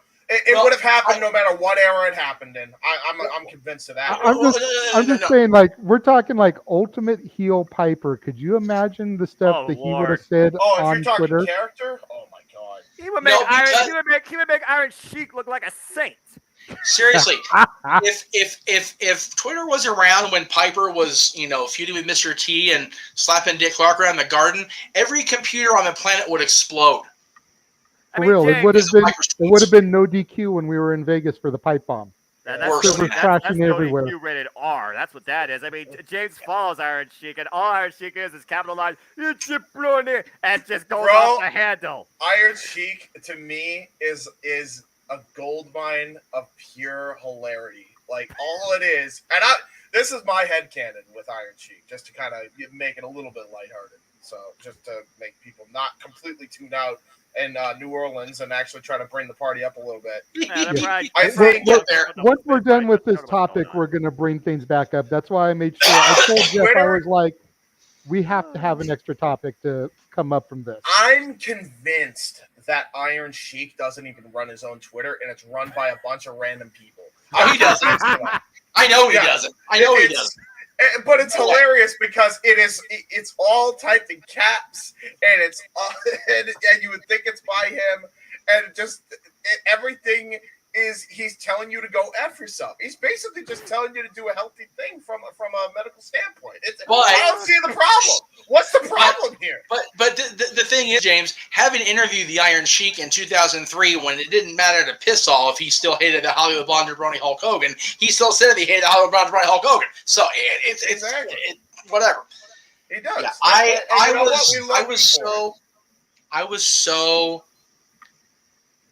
I was more disappointed than I was disgusted with Jordan's tweets. Yeah. Same. I really was. Because, James and Jeff, you know this. I don't have notifications on for social media. I don't get up and constantly scroll. I don't get up each morning and be like, boop, what's going on in the world of wrestling? I'm like, good morning. And then, I'm off unless we're talking actual wrestling during the show. I'm promoting a predictions league. When I learned this from James, NoDQ, the ATW crew, I thought to myself, why? Yeah. Why does society believe they have so much power in the palm of their hands that they could say anything without considering the hailstorm that you are unleashing with a simple 120 character or 240, whatever the hell it is, little message? And a public eye, too. Yeah. For the record, read that real quick, guys. But says I turned the music off here and put you guys on, and people are dying laughing. I'm about 126 deep in here. Wow. You jabronis are crazy. But I digress. Yeah. God bless you. We love and respect all of you guys in New Orleans that are watching us right now. Imagine if everyone just came in the chat and just posed a question. You would be here all night. Oh my God. Hey, Ma! I made it! Top of the world! Made it, Ma! Top of the world! I'm in New Orleans, baby! Oh my God. MHJ just flopped using that quote, James. I'm supposed to be the simple man that's just on YouTube, not on a TV screen. All right? Fucking outstanding. This is awesome to me, for real. Congratulations, Jeff and JJ. Here's the bottom line. If you want to, kind of bring it home, and then we'll get to let's put a bow on this all together. Happy At topic. the end of the day, I don't think she could hang with him. No, okay, thank you. That's what I was gonna say. I don't know what tape or DVR or DVD or streaming screen she's using to watch Benoit matches. He could hang now. He could go into the ring with these guys in AEW and WWE. Yeah. Hell, put him on the card Saturday. He could dance circles around everybody defending or challenging for a championship. Make him the Benoit NWA versus champion. Claudio. Seriously. Benoit and Malenko versus FTR. Yeah, seriously, give me another Punk Joe series with freaking Benoit versus Claudio. I'll buy the pay-per-view they make. Yeah, right? Exactly. Hey, I know the TV. I know the TV that she has though that she's seeing this on.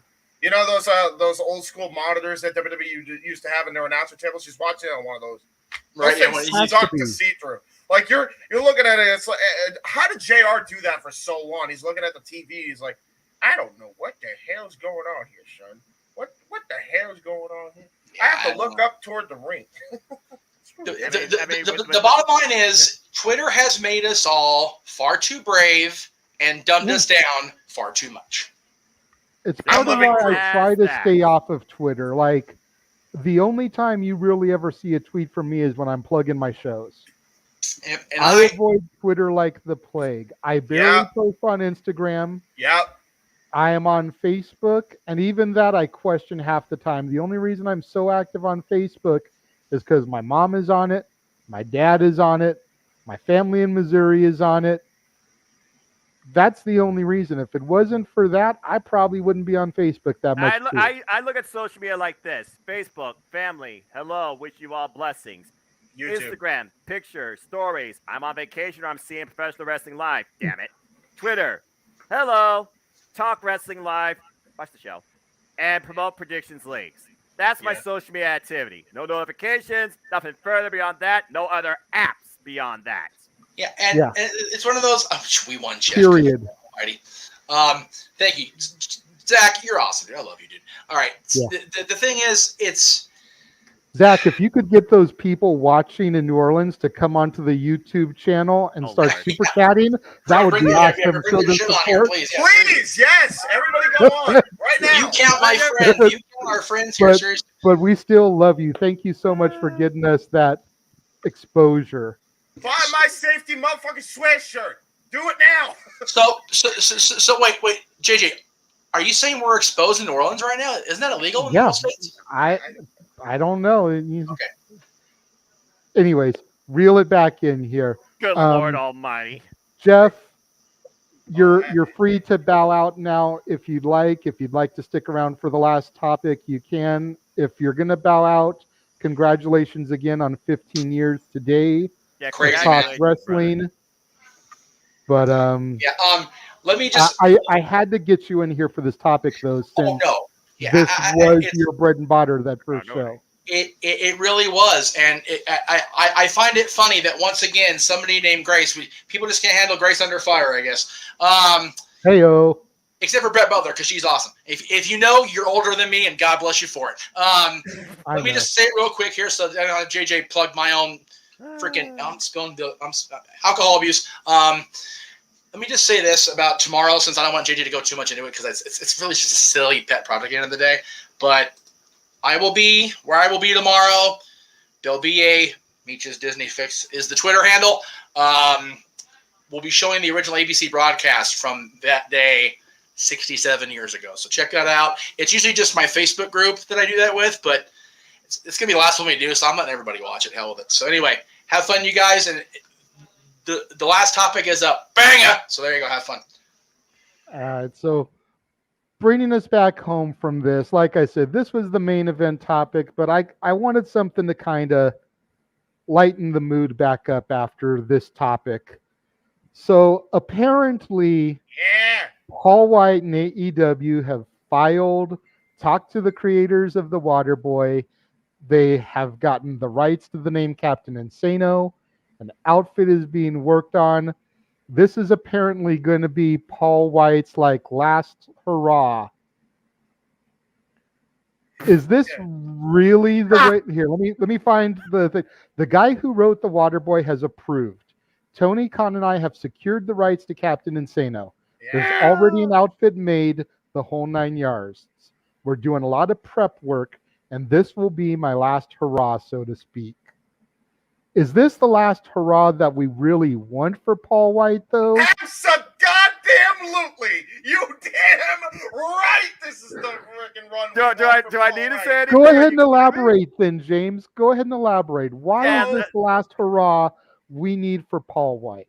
This is going to give Paul White the moment in the sun to show off his comedy chops, his entertaining skills. He is going to be the Paul White that he always wanted to be, and I'm all for this. I can't wait to see what they do with Captain Insano. I damn sure can't wait to see the inevitable match he's going to have with Satnam Singh. There's a lot of things I'm actually looking forward to with this guy. I'm not even gonna sugarcoat it. I'm really looking forward to this. The only thing that can make this even better is if they got Billy Madison as his freaking manager. That would just be the icing on the cake, dude. Billy Madison coming out here. Oh, this guy right here, Captain Insano, we're going to have a word with him right now. Now, Captain Insano, you were trying to go for the AEW World Championship. What do you think you got to do in order to prepare for something so challenging like that? Botch! Bobby Boucher is the character in Waterboy. Is it Bobby Boucher? Yeah, Bobby Boucher. Trust me, Bobby Boucher. Bobby Boucher. Sorry. Billy Madison was a different Sandler movie. Different Sandler. Still both Golden Sandler movies. Just saying. Hey, I said the crowd in New Orleans was going to hate me. There you go. Oh, wow. It's a circle of life. Or it's a small world after all. Yeah.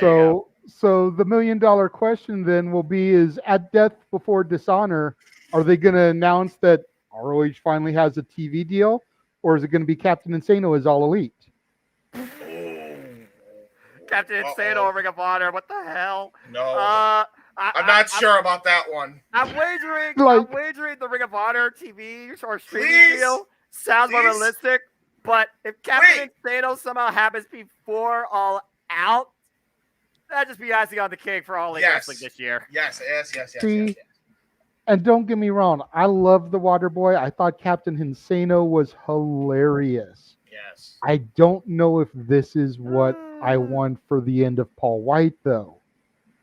Like, I would almost rather see Paul White be this monster heel and just start this meteoric climb up the roster that potentially ends with him jobbing to and putting over and making Wardlow.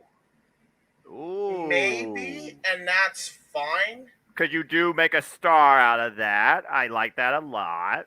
Or could there be a fine line where you could somehow do both? I'm curious with how they go about it. Well, the reason I'm happy for it is because I think this is how Big Show kind of wants to close out his career. Yeah, there's no other reason why he'd be trying to do it. Flexing more than just his physical capabilities. It flexes a personality. Yes. Yeah, so I can see it. I can see it both ways. And honestly, if AEW did something like Impact Wrestling does at times, where they do the throwback shows called IPWF, and you have all these crazy like gimmicks out of like a retro 80s, 70s type wrestling vibe. I mean, Captain Insano fits the bill. James, you don't know what I'm talking about, or JJ, there's shows called IPWF that Impact Wrestling does, and they have like the cutest characters do the most crazy of comedy characters that the crowd just eats up. Just go back and watch it. I think in one of the Madison Ray was a fitness instructor, reminded me of Olivia Newton. It's John from the Physical music video from the 80s. So Nice. Yeah, it was pretty good. totally get that reference. Yeah, I don't. Twitter made me dumb. You're young, Look it up on YouTube. Yeah. That Olivia Newton-John video was it was akin to like porno for 80s kids, for real. Well, also that watching her in that tremendous video. Like, you put that video side by side with her as Sandy at the end of Grease and that leather outfit that was like stitched onto her. Guys were losing their shit over that. I haven't seen leg warmers that hot since Eric Perez's "Call on Me" music video. Damn, I got that. Accurate. Is this what Jeff, if you're gonna keep dropping in to just say a word, then bring your ass in here and speak on the topic. Jesus Christ. You're the star of this thing anyway. Come on. He didn't want to be doing too much tonight with the way that his voice has been, with the fact that he's going tomorrow. You know, and he's kind of said privately to us how I've kind of taken the reins over this show anyways, coming really up with have, so JJ. many of the topics. So And this is fun. Going back to that music video, I mean, hell, the person that was the freaking instructor in that video started her own fitness line, so kudos for her. That being said, Captain Insano in AEW, please and thank you. That sounds hilarious. Even if it's just for like a one-night thing or a short-term thing, the possibilities you could do, and maybe have Tony Schiavone show up in a bow tie like that. That bring out even a different side of Tony Schiavone's personality. I love everything about this potentially happening. I really do. I couldn't imagine them going to this lengths for a one-night thing or even like a short-term couple of month thing. I feel like this has to be like at least minimum a 1-year run. Maybe even 2. You know, from like all out to all out. It really could go the distance. There's comedy gold with this. And the fact that AEW likes to use BTE to convey some stuff as well. James, you already know what I'm saying. Jeff, do you see the comment? Give me Captain Insano and John Silver at the same time. That is comedy gold waiting to happen. That's a tag team waiting to happen. Yes. The one from Cody, Jeff, yeah. He has 20 people in his DJ booth who want to ask questions. Oh, Lord. Bourbon Street Q&A. Yeah. All right. Bring him on. That's all I got to say about that. Bring him on to the actual anchor tied to their ass. Bring him in. Shit. Zach, we have completed our topic. Bring whatever you want forward. Go ahead. We have completed all our topics, Zach. Yeah, aside from getting Jeff's thoughts on this, since he wanted to just pop in and say little one-word things. If y'all have some questions for us, if you want to suggest a topic, that's going to take a super chat. But if you got some questions, You can ask anything. throw some. Ask open mic night anything. There you go. Open mind night. Literally, So nothing's off limits. While we're waiting for the questions to come in, I'll ask the three of you, since I'm the trivia guy here, since Greg's not here. Oh, what does the Waterboy movie have to do with where I'm going tomorrow? Don't know. I'll be honest, don't know. JJ? I don't think any point. I rode the Columbia with Adam Sandler. I didn't know that, but cool. I'm blanking. It's been so long since I've seen Waterboy. That's the only thing I can think of. Produced by Touchstone, distributed by Buena Vista. There you go. Oh, Touchstone! Which I didn't know that until right now. I remember that. I remember that. But studio. yeah, once upon a time, I rode the Columbia sailing ship with Adam Sandler. Tried to get a picture with him. Politely asked him. He said no. He's doing family time. I obliged him that. But I do have a picture that pops up in my memories every now and again of him, like from a distance at the front of the Columbia sailing ship, and me where I was with my mom and all that stuff. Yeah, the one celebrity interaction I remember. Let's go ahead and do this since we're not talk about this anymore, really. Did you have anything you wanted to add about the Captain and Say No thing, Jeff? Not really. Quickly, like, I think it's great. I think it's funny that Paul's deciding, you know what? He's at the point of his career. I mean, he signed that redonkulous 10-year deal with WWE, wrote it out. God bless him. Yeah, made the money he was going to make. They weren't going to use him the way that he wanted to be used in the WWE anymore. And he wanted to go have some fun and ride his career out. Why not? Shit. Yeah. But the one celebrity thing I remember that we never talked about because it was such a fleeting, brief thing.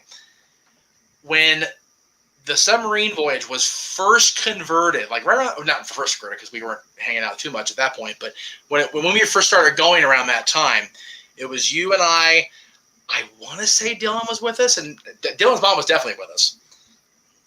But Jennifer Love Hewitt was coming off of the submarines we were going on. Do you remember that? No, I do not. Yeah, she was coming off of the submarine, no makeup. I mean, she's totally with family, completely like dressed down, like not wanting to be seen. I think it may have been Dylan's mom that saw her because she was such a fan of, I think, was Party of Five she was on? That was the one she was on? I think so, yeah.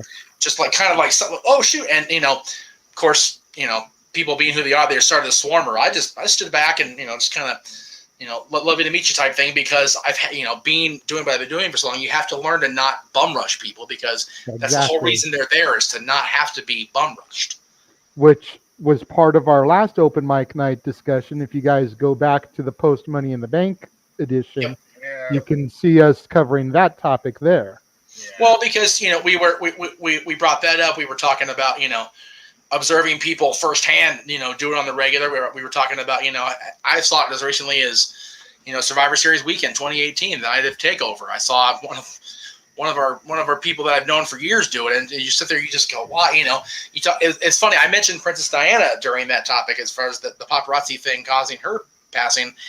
I had forgotten completely that, because I watched it on the Imagineering special recently on Disney Plus, that Princess Di and the boys had gone to Disney World and had one of their guys just take her around. And I'm sorry, it wasn't the Imagineering special. It was the Disney World anniversary thing that was on ABC. Then they moved to Disney Plus. But yeah, she told her guy at the end of it, it was so nice to just be Diana and the boys and not the Princess of Wales having to stop every freaking 5 seconds or whatever. It was crazy. Excuse me. Wow. God bless you. That's kind of the thing that people forget. It's like, once the cameras stop rolling and once the movie makeup comes off, these are just human beings too. Yep. So amen. We do have a question from the bar. So God bless, or from the DJ booth. Okay. Yeah, so it looks like there's a 2 question there. Yeah, would we host a Bourbon Street takeover? It would probably have to be the next time that a major event comes to New Orleans. Yeah. A WrestleMania, a Slammiversary, something along those lines. Yep. I've only ever gone to one show outside of California, and that was when I went to that Raw in Vegas. Yes. I've never been to a wrestling show other than that outside of California, so it would definitely be an experience for me. But it would have to be something major to bring me that far out of my comfort zone, so to speak. But if the right situation came along, I would absolutely be down for it. Yeah, hell yeah. You know what? You guys seem to be receiving us so well there right now. I would be all about going and giving back to y'all. Yes. I have never been to New Orleans. That's definitely one of nearby. my cities to travel to. I've been to Nashville and Toronto, and that's about outside the bi-state area of Michigan and Ohio. So definitely count me in. If New Orleans is half as much fun as New Orleans Square at Disneyland, you can count me in. I'll tell you that right now. I will say this: it'd be one of two things. Yeah. It would be a major pay-per-view or special event from a company, Yeah. or if like we got booked at StarCast or something like that and it was in the area. Something of that, like if we were booked there or if they had a major company there, one of the two reasons. Otherwise, basically, yeah. It's honestly a matter of cost prohibition. That's really what Pretty it comes much, down to. yeah. It's just, literally. It's cost thing, yeah. The lodging and travel, that's what it is. And for those that are wondering, why was no one on his phone during that whole time talking? You remember I was talking about the Aaron Perez call on me video and the leg warmer fame, the lead model? I was looking up her name, Deanne Barry. She still looks pretty darn good. Yeah, And yes, Retro she does, Studio. man. Yes, she does. Yeah. And then the other question in the room: how would we book Liv Morgan as Lily? Are you talking about Alexa Bliss's doll Lily? I wouldn't, for one thing. I wouldn't. No. Yeah, no. No. We finally have Liv Morgan with a championship. Let's just run with that for a minute. Yeah. I mean, please. Liv Morgan. If you want to team them, I'm fine with that. Just No. Okay, look, first off, we already know that women tag teams does not work in WWE. They work in NWA. They work in Mission Pro. They work in ZCW. They work in Stardom. They work in Impact Wrestling. They work in AEW to a degree, but I digress. Just ask for Jaden Roxanne Perez how that went for him. That being said, I mean, Alexa Bliss versus Liv Morgan would be an interesting championship program. Yes. But honestly, Lily might as well be locked away in a storehouse, never to be seen again. Please. I walk her away. honestly don't mind Lily being on TV still, as far as, that little bitty tie to, you never know if Alexa's going to completely snap her twig again. Just don't actually do it. That's all. Because I like Alexa with that. Unless Bray's coming back, don't do it. No, not even that. Number one, I don't want Bray to go back. And the reason I don't want Bray to go back is because he's very much in the whole CM Punk mindset. Is he's never going to get better in the place he got sick. And they being there made him ill to the point of he just doesn't even want to do it anymore. I don't blame him. I really don't. Again. But as far as Lily and Alexa goes, I am perfectly happy with having the almost goddess back. Agree. But there's always that wonder of, is she going to jump her trolley again if you say the wrong thing? I'm okay with that. Just don't have the trolley actually lose off the tracks. That's all I'm saying. Put Lily in a glass case on display like Annabelle, and she comes to life one night. Next thing you know, Bliss flips her lid. Don't give them ideas. Don't have them in a date with Chucky in a heartbeat. I don't mind Lily being in a glass case as long as that doesn't lead to Alexa being the mayor of a city, because we all know how well that went for another former WWE superstar. I'd be Whoops, down I went for about that, politics James. again. Oh dear. I'd be down for that, James, because it could start a feud with Tiffany. No, because I actually enjoy Jennifer Tilly having her limbs intact. She's pretty hot. So I wanted Alexa to beat her up too bad. Just saying. Real quick, since we're on that subject, here we go. If they do decide to do that, we've got you have to hire like one of those like action figure editors. You know, the ones that do like the freaking wrestling matches with the action figure. You gotta hire one of those people because they're the only ones that can bring that crap to life. Okay. All right. I'm glad you brought up action figures. I saw a post that I'm going to briefly on Starcast for a second here. I usually don't. I usually put over Conrad and all his stuff because, without question, it's my favorite podcast outside of our own stuff. So, 100%. Thank you very much. If you know what I'm talking about, then you do. If you don't, my world, watch that shit and listen to it. Woo! They're having thank you. They're having a thing there at the weekend where you can go into a booth and have yourself, and as of now it's Nate, Lita, and a couple others scanned as a display action figure pair. What? But they're charging like hundreds of dollars. Oh my god! Now that's crazy. And again, you guys were talking earlier about spending all that money for one person or one thing. This is where you find out who the freaking crazy gravies are from the real hardcore nuts, right? Because like these people are going to Nashville as it is to go to SummerSlam, to go to StarCast, to see Flair's last match, to all this stuff. The peripheral stuff is just crazy. Like now, wait a minute. Do you actually get an action figure of yourself? It's not an action figure. It is it's one of those where you don't play with it. It's not a doll, man. It's an action figure, but you display it. But yeah, it's you and Ric Flair. You go in the booth together. They scan you and they give you the 3D print figure. 3D That's actually pretty dope. It is pretty dope, Jay. I think I would go for something like that That's for a guy. pictures with your favorites to a whole nother level.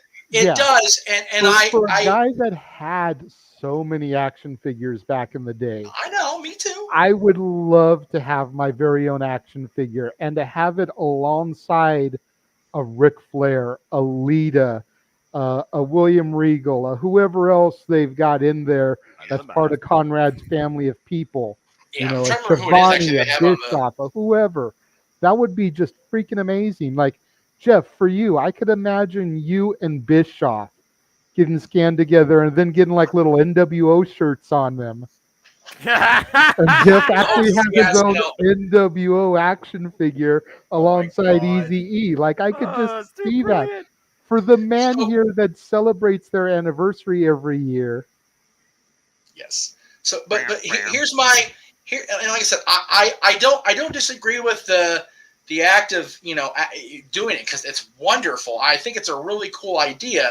My whole thing is the sheer cost of actually doing it is just beyond anything. And again, we were talking earlier about spending money.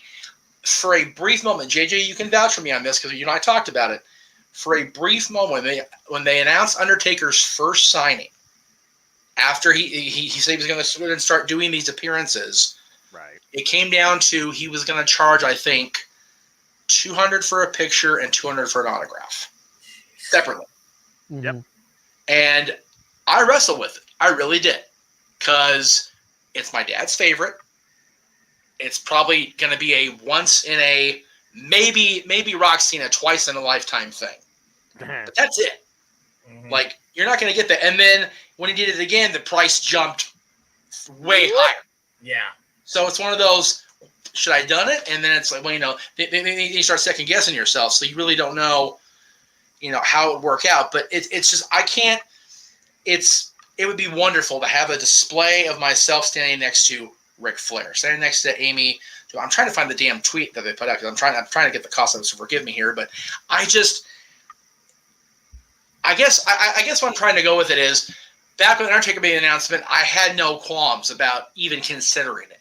Right. But I guess I've matured on the money spending front because now I just go, yeah, I can't. Like, it's not financially responsible. It's crazy. Yeah, priorities before passions. I totally get that. There's a reason why, for example, I haven't bought like anything outside like wrestling travel or like a memorabilia or anything like that since pretty much moving, because I've been trying to reestablish my credit, for example, since purchasing this place. That's why I haven't really gone anywhere or done anything or bought anything. I've just been continuing trying to work and move forward, basically recovering. So I get that, because trust me, there's a lot of stuff that I was tempted to do. I was tempted to go to Ohio Fest to meet Butcher, Blade, Bunny, Powerhouse, Hobbs, Road Dog, and it's like, okay, pictures and all that. Oh, that sounds cool. And it's right there in Youngstown, just a bus ride away. But then I got to go to a hotel, and they're like, I want to, but I need to be smart. I can't. Yeah.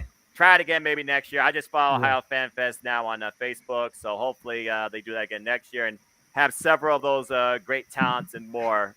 Because I've never been to like a wrestling convention or anything like that outside of one SummerSlam Access meet and greet And that was back in 2019 in Toronto, where I did meet the likes of Chad Gable, Kurt Angle, and of course Claudio. So, Nice. and even that for a first time experience, and Adam Cole and Shayna Baszler, that was fun. And I would definitely do that again if it was financially, possible.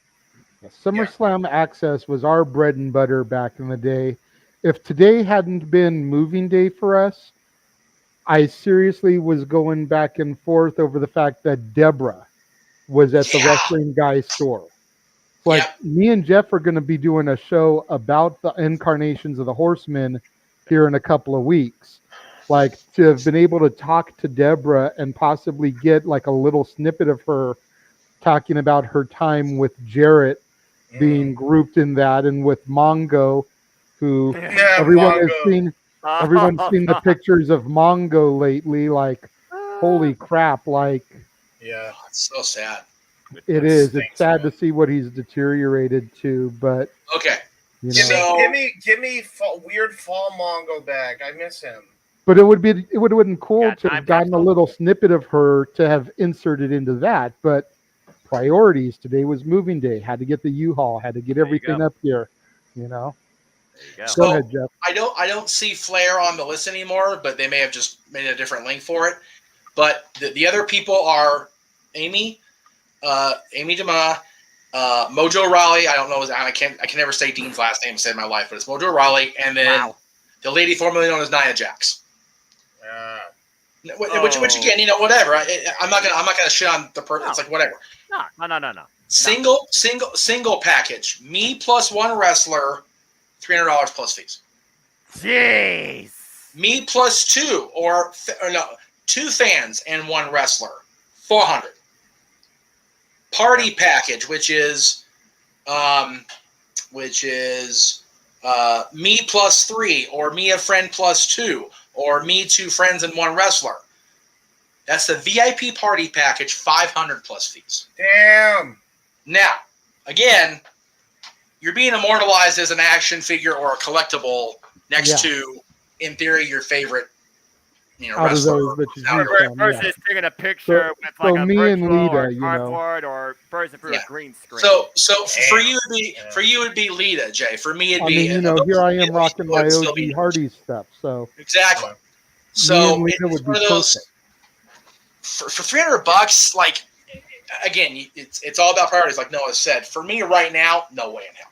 But the Powerball hits. Okay, yeah. It's like $1 billion, so I got 30 cents.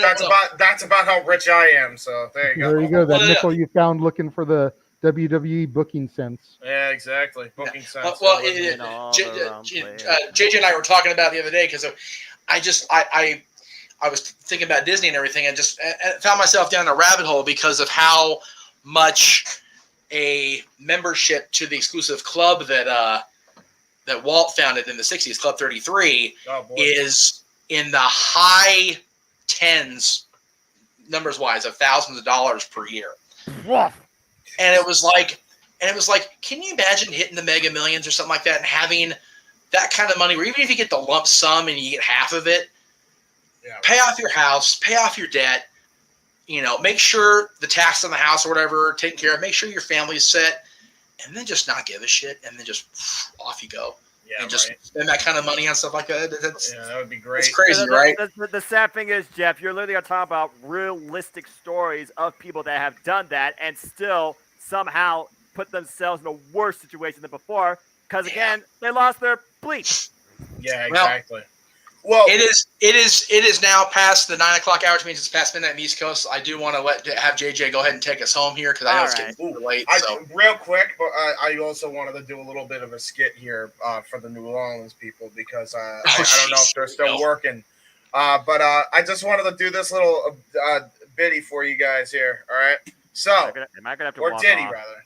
So, this is for all my homies that work in pizza shops in New Orleans. Credit Family Guy. We're all just blocking the street. We're all just blocking the street. Oh, come on. I got to get this pizza. It's got to be delivered in half an hour. We don't care. We're walking down the street. We're all just blocking the street. I have to deliver this. It's a company promise. Damn it, James. You freaking idiot! We love it. I Zach, don't care if about you my and- job because I'm just walking the street. Zach, if you and all your friends on Bourbon Street are still watching us, They're not thank now. you once again. no, Thank you once again for giving us that much coverage. Yes, that's really cool. We and appreciate that. exposing that. Like all those of you guys my that have been God. watching on Bourbon Street, if you haven't already, go subscribe to our YouTube channels.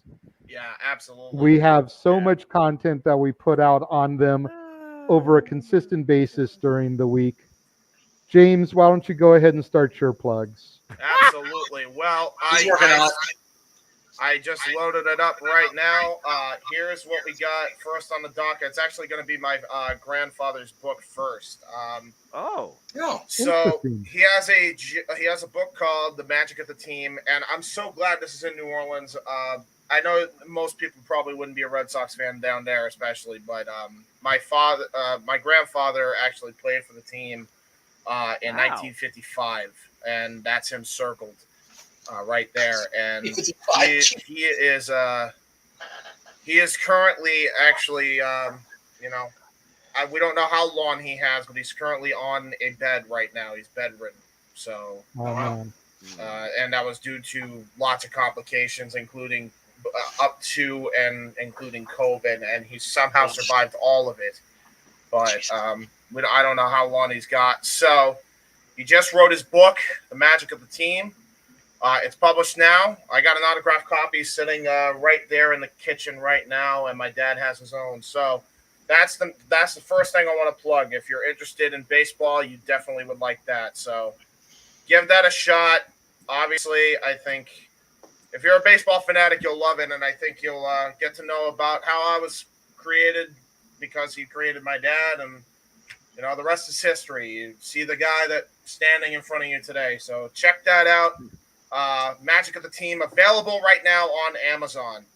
As far as content that I am producing and that my friends are producing, I want you guys to check out For the Win Productions, which includes A Simple Man Studios, myself, J. Hebert Studios, and Insanity Works Studios, along with a few others. Fighter Fest, all coverage on my channel. Check it out right now. Retro Wrestling Review Series, SummerSlam 92, 2000, and 2002, all on the Wrestling Fortune 44 Incorporated channel. You can check out our podcast timeline on the Jeff Hardy situation over on my channel. You can check out my NASCAR Thunder 2004 Let's Play on my friend Casey's channel. You can also check out our Gold Rush watch-along on my friend Casey's channel. You can check out our collab stream featuring ATW View and the Wrestling Rundown on Noah and Owen's channel. You can check out my road to 100% on Super Mario Sunshine on Casey's channel, as well as WrestleMania 19 Revenge Mode on Casey's channel, the Indy Force episode 25 over on my channel, as well as AEW Blood and Guts, which is a watch party we did. If you haven't checked that out, I would highly do so. Obviously, the Jeff Meacham Network will be doing live coverage of Death Before Dishonor every weekend since its relaunch, AEW Spark on my friend Owen's channel. Check out our Super Mario Brothers Z voice acting dub on my channel. Both episodes are there right now. Every Tuesday, I actually created a live rounds intro. Definitely check that out if you haven't already. And, of course, WYW Immortal. I don't know if there are any fans that are in New Orleans that know about WYW Immortal. I know of a couple. So if you heard it from a guy named Hibiki TMD, that me. Hello. There you go. All proceeds, once he monetized, go to get him some melatonin so his ass can sleep. Anyway. Keep in mind, most of the stuff that I promoted have been in the can. So, there you go. So there you go. Scott, welcome. I was smart. The best Yeah, right. I know all about canon stuff ahead of time. Scott, you're a little bit late, but welcome to the party. Appreciate Once you, we Scott. go off the air, feel free to go back and rewatch this. 5 good topics tonight. Noah, what have you got to plug tonight? Again, it's always a pleasure being here with you, gentlemen, and thank you to everybody that constantly tunes in to this fun, organized, and yet still very unscripted platform that we've come to create and enjoy, known as the Open Mic Night. But if people want to know more about me, know this. I am just a simple man and a lifelong fan of professional wrestling. Damn it! Buy the shirt. But I digress. Find me on Instagram, Twitter, and YouTube, and at Foster1916 for all things of wrestling. Shout out to my ATW family, of course, on Twitter. We'll be back with another ATW view, I believe, as we get closer to AEW All Out. I will be back later this week, of course, on the Jeff Meacham Network, which we also will plug and promote. Bringing you play-by-play coverage and reactions, of course, on Death Before Dishonor, the next pay-per-view and the relaunch of Ring of Honor. And hopefully we finally get some sort of streaming or TV deal, too. As always, I like to conclude, there are no winners, no losers, no bears. There are just fans with own opinions for this passion we all share. At the end of the day, folks, support one another and respect each other. Protect your mentality, too. Don't let social media rule your life or dictate your fandom, especially, too. And just enjoy life and enjoy professional wrestling. It's as simple as that. Real quick, also, I want to promote this for you, Noah. What's up? Everybody go check out Noah and my friend Casey's coverage on the G1 Climax. Really awesome stuff. Really good stuff. I appreciate that. Thank you. Yeah, me and Casey will definitely be doing more of that. Maybe after the first couple opening days, maybe halfway through. As literally the day 2 of G1 Climax 32 is literally 52 minutes away. So there you go. Yeah, because during the G1, sleep does not exist, at least not under a normal schedule. Quick question for either Meacham or Noah, as you guys are a little bit more in tune with the no DQ side of things than I am. Are there going to be prediction shows this week for Reign of Honor? I have not heard anything from Sheriff Riff, and considering how much I think he is aware of the product, despite how much AEW talent's involved, likely not. But on my Simple channel, Simple Studios, there will be at least me and Jerry Slaughter doing pre predictions for Ring of Honor, Death Before Dishonor, tentative time, live Thursday, 5 p.m. Eastern Standard Time. So stay tuned. And of course, we'll have our hour and a half lead into the Death Before Dishonor next Saturday to give our own predictions. So there you go. Right. What I was going to say is that if there was coverage over there this week for it, I know you do virtually every predictions podcast that there is on YouTube. You're going to be a busy man these next 2 weeks with Death Before Dishonor and then SummerSlam. Oh, I'm well aware. And then I got Emergence in August for Impact Wrestling. And Noah, did we decide about Flair's last match after I gave you that last match they announced? If I can afford it, you can count me in. I will do my best to get you the link since you helped me out with the AEW Ring of Honor link. I'll try to reciprocate because, man. And I'm happy to be a part of it. Oh, and how could I be so stupid to forget about this for women's wrestling, damn it? NWA, freaking Camille, the Women's Tag Team Champions. How the hell did I forget her? I am so sorry. And yes, also, folks, there will be coverage here for NWA 74, yes, in August. Or 4th, I believe. The 4th, yep. Watch. And that will be in August as well. Again, wrestling barely has any reprieve. I wonder how I even have time to sleep without that. Yeah, it's nuts. Especially Jeff, how much I enjoy. I know you plugged the Disney thing earlier. Do you want to throw up the collaborative graphics so we can start going through I was trying to everything? message you privately, but I couldn't get the thing to work. I actually went ahead and broke it down for you. That way we can give everything their own individual love here. All right. Well, then, like James, I am a very busy man. I have got pretty much everything canned for the rest of July except for new release Saturday, the 30th, the day of SummerSlam, because that movie doesn't hit Netflix until the 22nd of July. So, can't review it and watch it until I can watch it. It's true.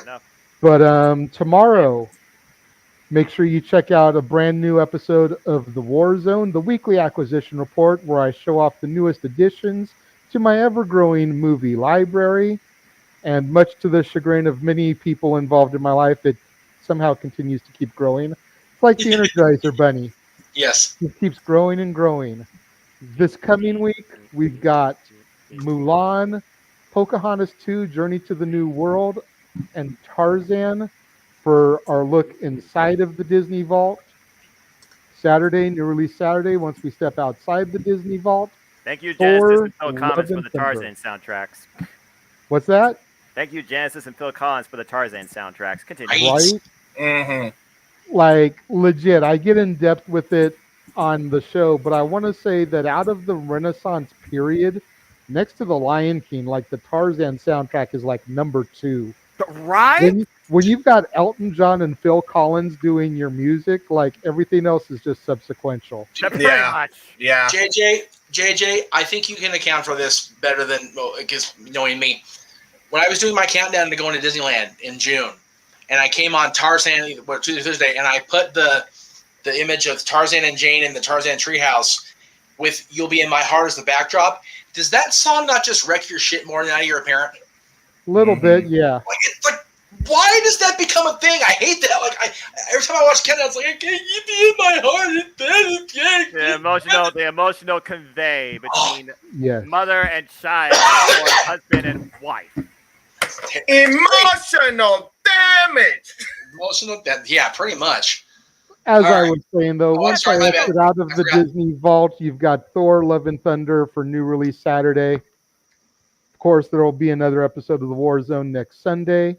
Yes. We've got Ask the Dads this coming Monday, July 18th, 4 o'clock. Will be live, baby live. Another opportunity for you guys to ask us whatever you want, be it wrestling related, non-wrestling, movies, music, whatever. Last week we did like one segment of wrestling talk. Everything else was other stuff. It was so cool to do an Ask the Dads where wrestling wasn't the primary focus. It's definitely a refreshing Monday, to say the very least. Yes. It was kind of cool. Yeah. I hope you have yours loaded for Tuesday. I'm ready. Yep. Tuesday, of course, will be the anchor show for the Jeff Meacham Network, Talk Wrestling. They had the 15th anniversary celebration this past Tuesday because Aaron Rift was available, wasn't going to be available for this evening's broadcast. Yes. So if you haven't already checked it out, make sure you go and check that out. Frankie Kazarian made a special guest appearance on Talk Wrestling. You never know who will show up. I saw Big Vito on the No DQ review today. Who knows might pop in on Talk Wrestling this coming week. Hey, it's one of those things where I put the link out there. People want to click on it and pop in. I'm not going to refuse them unless they're outright douchebags. There You know you who go. you are if you are. So anyway. Wednesday, as always, will be the Greg Cherry Show, both here on the Jeff Meacham Network as well as obviously over on the Greg Cherry brand. Thursday, we're dark, right? Nope. Well, No, we what's are, but Greg's Oh, not. okay, Thursday over on the Greg Cherry brand, the Jack of All Trades, first ever tag team episode. Yes, looking forward Should to it. be And interesting. then of course the big one a week from tonight. Yes. Ring of Honor. Go! Let's freaking go! Claudia versus Jonathan Gresham! But not digress. Oh my gosh, let's freaking go! No, don't digress. Be all the excited. Seriously. Bring the excitement that I can't bring. As a play-by-play guy, I have to control my excitement. Yes. But I'm not going to be able to be there to bring the excitement. So bring some of that excitement for me. Yes. I've got no way to watch Ring of Honor. I probably won't be on until the post-show open mic night. Yep. I will But probably I need will that be updated sitting here. thumbnail, by the way. I will be sitting here. I'll be watching your guys' live stream so I can at least keep up to what's happening, even though I can't see the action. I can hear you guys calling it and describing it the same way that I watched Forbidden Door. So you guys do such an amazing job on those. That is how I know what happens on those pay-per-views. 5 championship matches right now has been booked for Death Before Dishonor. All Ring of Honor championships. Nothing else so far. What the world are they going to add this Wednesday? Bro, I was so skeptical. I was so nervous when Tony first announced he was buying the company. I really was unsure about what we were going to see because there's so much unknown still about what we're going to see. But as they've announced who's coming back, as they've announced who's working within it, the two companies, it's turned out to be something that's going to be really special. And I'm very much now looking forward to whatever they bring us because I was such a fan of Ring of Honor. I was just dismayed I couldn't get a consistent chance to watch it on the regular. So I'm glad I get to do that. I hope the TV deal, whatever it materializes as, is set soon because We need something. But then, Yeah. JJ, Honestly, you mentioned it's the only thing that's holding Ring of Honor back right now is the fact that they don't have that TV deal. It literally is. And going back to our conversation, hold on a second, Jeff. Going back to our conversation 2 weeks ago in the post Money in the Bank open mic night. Yeah. Do we even need a TV deal, or should it just be a streaming deal? Streaming. You know, talking about what's been going on and how viewed Money in the Bank was, and the ratings just aren't what they used to be during the awards.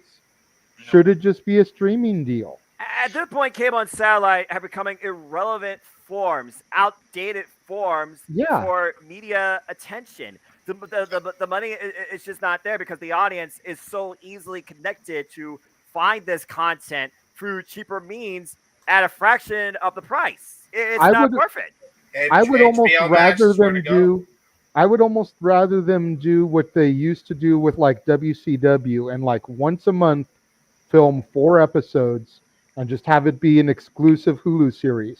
And each week an episode drop. And like when week 2 drops, they're doing another set of tapings. So that once episode 4 drops, you've got already up to 8 canned. Well, I mean, and then when 6 drops, you've got up to 12 canned, you know? Yeah. And just work it like that. Do a month worth of tapings at once and just make it a Hulu original series. Every week you got a brand new ROH. Impact Wrestling and AEW Dark literally do that. They tape a bunch in a single session and they play it out over several weeks, and both of which are accessible on YouTube, while one of them is actually put on Access TV. Yeah. Yeah. So it's gonna be interesting. And It's then gonna be interesting. Oh, by the way, real quick, if Claudio wins this, you guys, if he breaks the world title curse, you guys realize that means that that the Blackpool Combat Club is going to have 3 world titles in their possession. I'm here for it. That's Claudio Moxley Castagnoli has 2 right now. Technically, yes. Claudio He's in Castagnoli has been a world champion before. He was Pro Wrestling Guerrilla World Heavyweight Champion. Right, but not Ring of Honor. Not Ring of Honor. No, but he should be. No, but I'm just saying he has been a World Heavyweight Champion before. So it's not like there's this curse upon him. No. It's just not a title that is as acknowledged as the NWA, the Impact, the ROH, you know, those other titles. And of course, Jeff, as you know, the NWA, they're doing the chase for the gold right now to figure out the new #1 contender for the NWA 10 pounds of gold. And we just had Kylan King versus Allison Kay, and we now know who sets up for Camille. Here we go again. And you're talking about contenders to titles. NXT is supposed to have a 20-woman battle royal to see who's going to fight Mandy next. Bailey's teasing that she may appear in it. I'd be okay with that. Bailey? Yeah, she's ready for a comeback. Yeah, that's a reverse Josh mentioned in the comments way back in the chat before he took off for the night that he was supposedly announced for SummerSlam. What if she comes back on NXT, works a small program with Mandy just to kind of like get back in the swing of things before coming back to the main roster?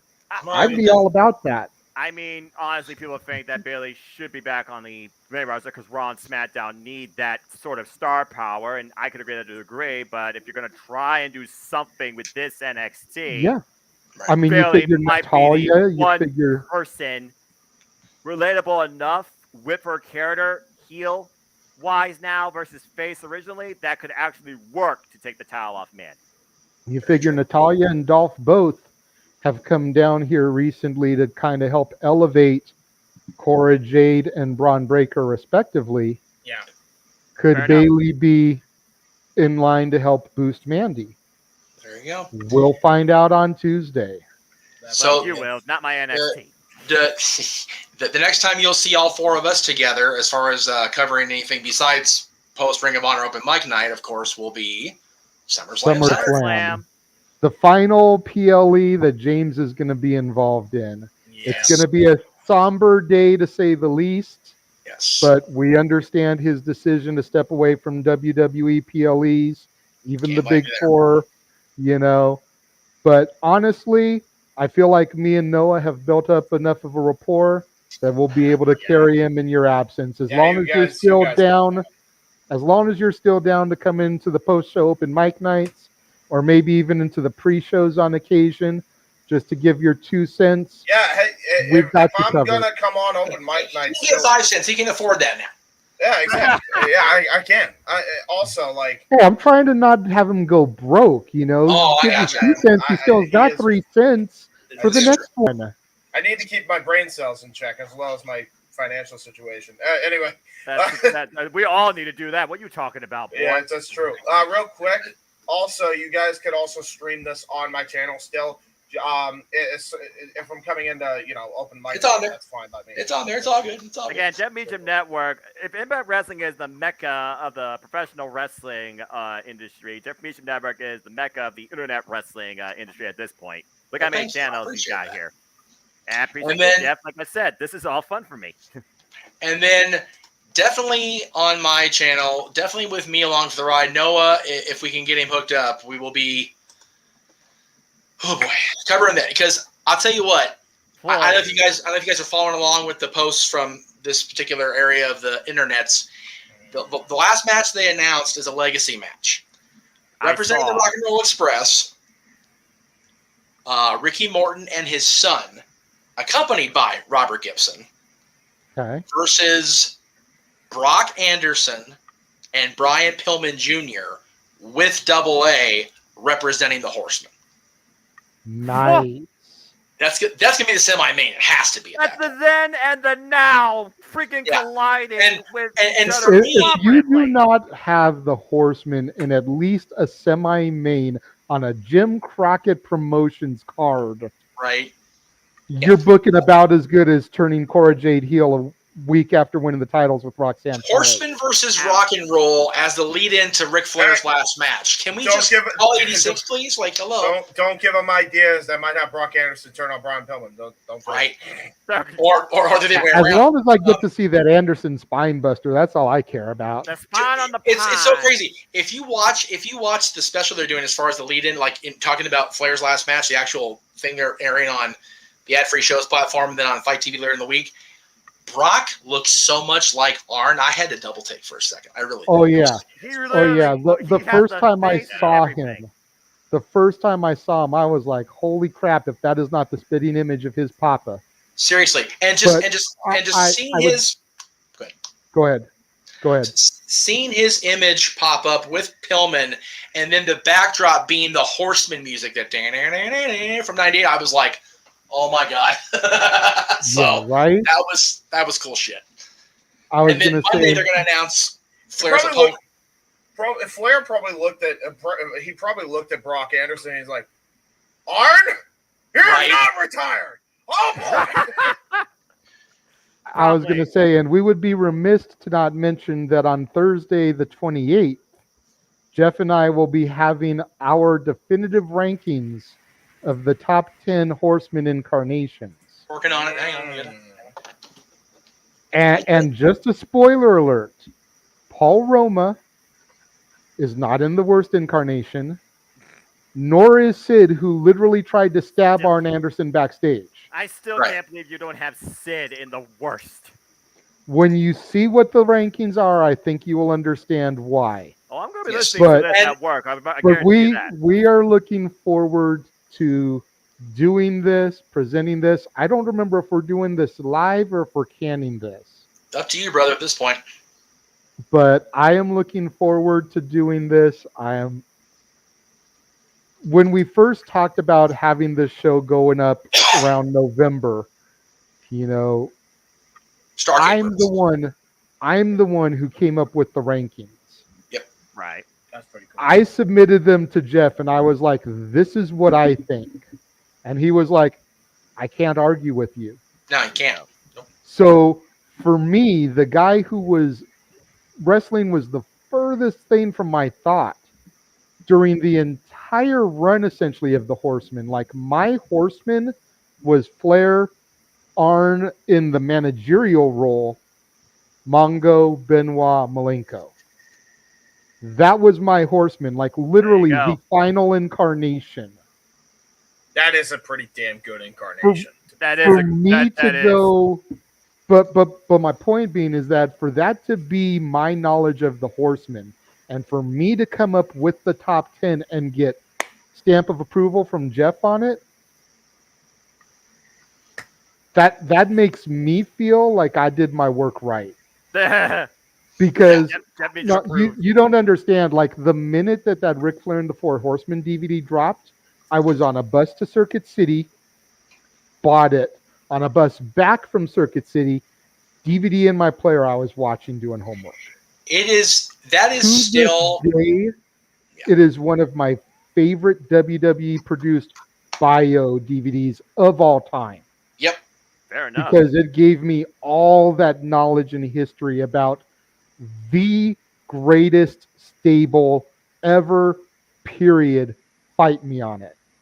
If it wasn't for the Four Horsemen, the stables that came to follow, that followed a similar design, not necessarily by identity, but by maybe, mentality, by membership, by the amount of members, by the change-outs, none of those would actually exist, in my opinion. And this is coming from a guy born in 1992 that loves pro wrestling, had to go back and do it. Again, if it wasn't for Jeff teaching me about the NWA, I probably would have known Dooley Squad probably about the Horsemen.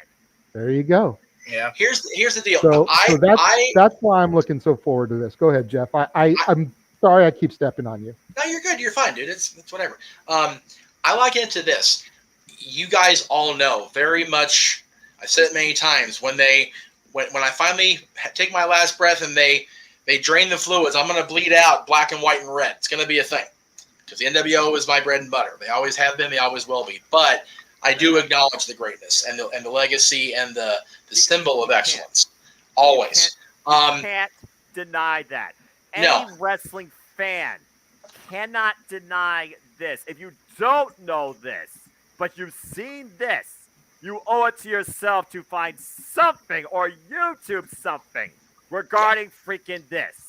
I will say this, and then we'll try to let everybody go night, especially me, because I gotta be up at freaking 4 o'clock or 3:30, whatever the hell it is. I'm just gonna watch G1 in 30 minutes, but go ahead.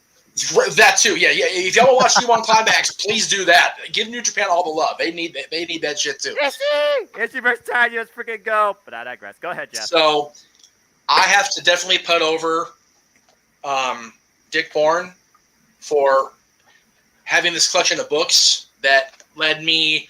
When JJ brought this up, I'm like, oh, dude, let's do this. And I co-signed on it partly because it wasn't far off after rereading and absorbing all the history and remembering everything about the history of the Horsemen. I was like, dude, you hit it spot on. So there is that.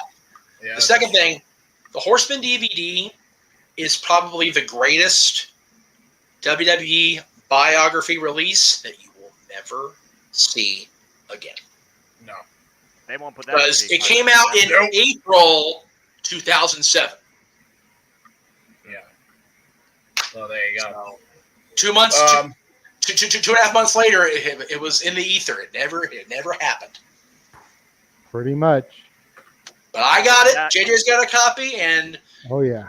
And like, if I can find a way, if I had the technology know-how to upload that to anywhere but YouTube, so I don't get my ass pinged, do it in a heartbeat. Because it's that good, and that it's one of those that most of these WWE they're puff pieces that kind of rewrite history. The Horseman one is spot on. Yeah. And I think that's because they had Flair and Arn pretty much helping produce that shit. Yeah, you figure how many Horsemen came back for that? The only Horseman that could have been contacted at the time, because you figure Sting was still with TNA, so that was, and they weren't talking enough where it was going to be a thing at that point. Right. The only Horseman. What's that? Said same with Jarrett. Yeah, Jarrett too. So yeah, but okay. So, well, depending on who you ask, Jarrett was or wasn't. We think he was, for the record. But as far as the only Horseman of any significance that was not asked back that should have been, I think, was there's two. Sid, and I think that's because Arn was heavily involved in production. There was still a lot of heat there, and then I'm not sure where Mongo was at in his life at that point, so he wasn't on the DVD. Right. Everybody else was back. Everybody else. I mean, I heard they talked to Lex, but Lex was still kind of in legal trouble at that point. But everybody that could come back did come back, and it was really cool to see some of those guys talk after all this time. It was really cool to see the perspective on the DVD, and I hope that our special can do it enough justice where we can talk about the Horsemen and without shitting on the worst ranking and without hobbing the knob of the greatest group. We'll give a unique perspective and then try to explain why they are the greatest faction of all time. And JJ mentioned we were going to do this in November because that's around the time that Starrcade would usually happen, but with Flair's last match coming up in July at the end of this month and everything going on in Nashville, including an on-stage Horseman reunion, Starrcade Casa. God, I'd love to be there for that. It's one of those things where, you know what, the timing's right. Let's do it. Make some money on it. I do have to say, in complete sarcasm, incorrect. The actual greatest Horseman incarnation was the Fortune 4. I win the Q&A. Fuck you. I'm going to leave you with this as we wrap up. Yes. I'm going to leave you with this as we wrap up. If Paul Roma can be recognized as a Horseman, so can Jeff Jarrett. Goddamn it! Absolutely. Amen. Or James Hebert. That means that Flair was a part of NWO, though. Huh? Think about it. That means Flair was a part of the NWO because he associated in the WWE incarnation. He associated, but he never officially joined. That was like Rick Steiner. He was on the peripheral. He never actually was inducted. They actually announced Jarrett as a Horseman in the ring. On Nitro was a thing. Yep. But we'll talk about it on the 20th. Hebert, for the simple man Noah Foster, for the man, the myth, the legend, Jeff motherfucking Meacham. I am the Renegade JJ Williams. Raymond, hope you have a happy birthday next week. Thank you all for tuning in to Open Mic Night. We will see you on all of our various channels throughout the course of the week, and we will all see you again right here on whichever channel you're watching this after Death Before Dishonor next Saturday night. Have a good evening. We're now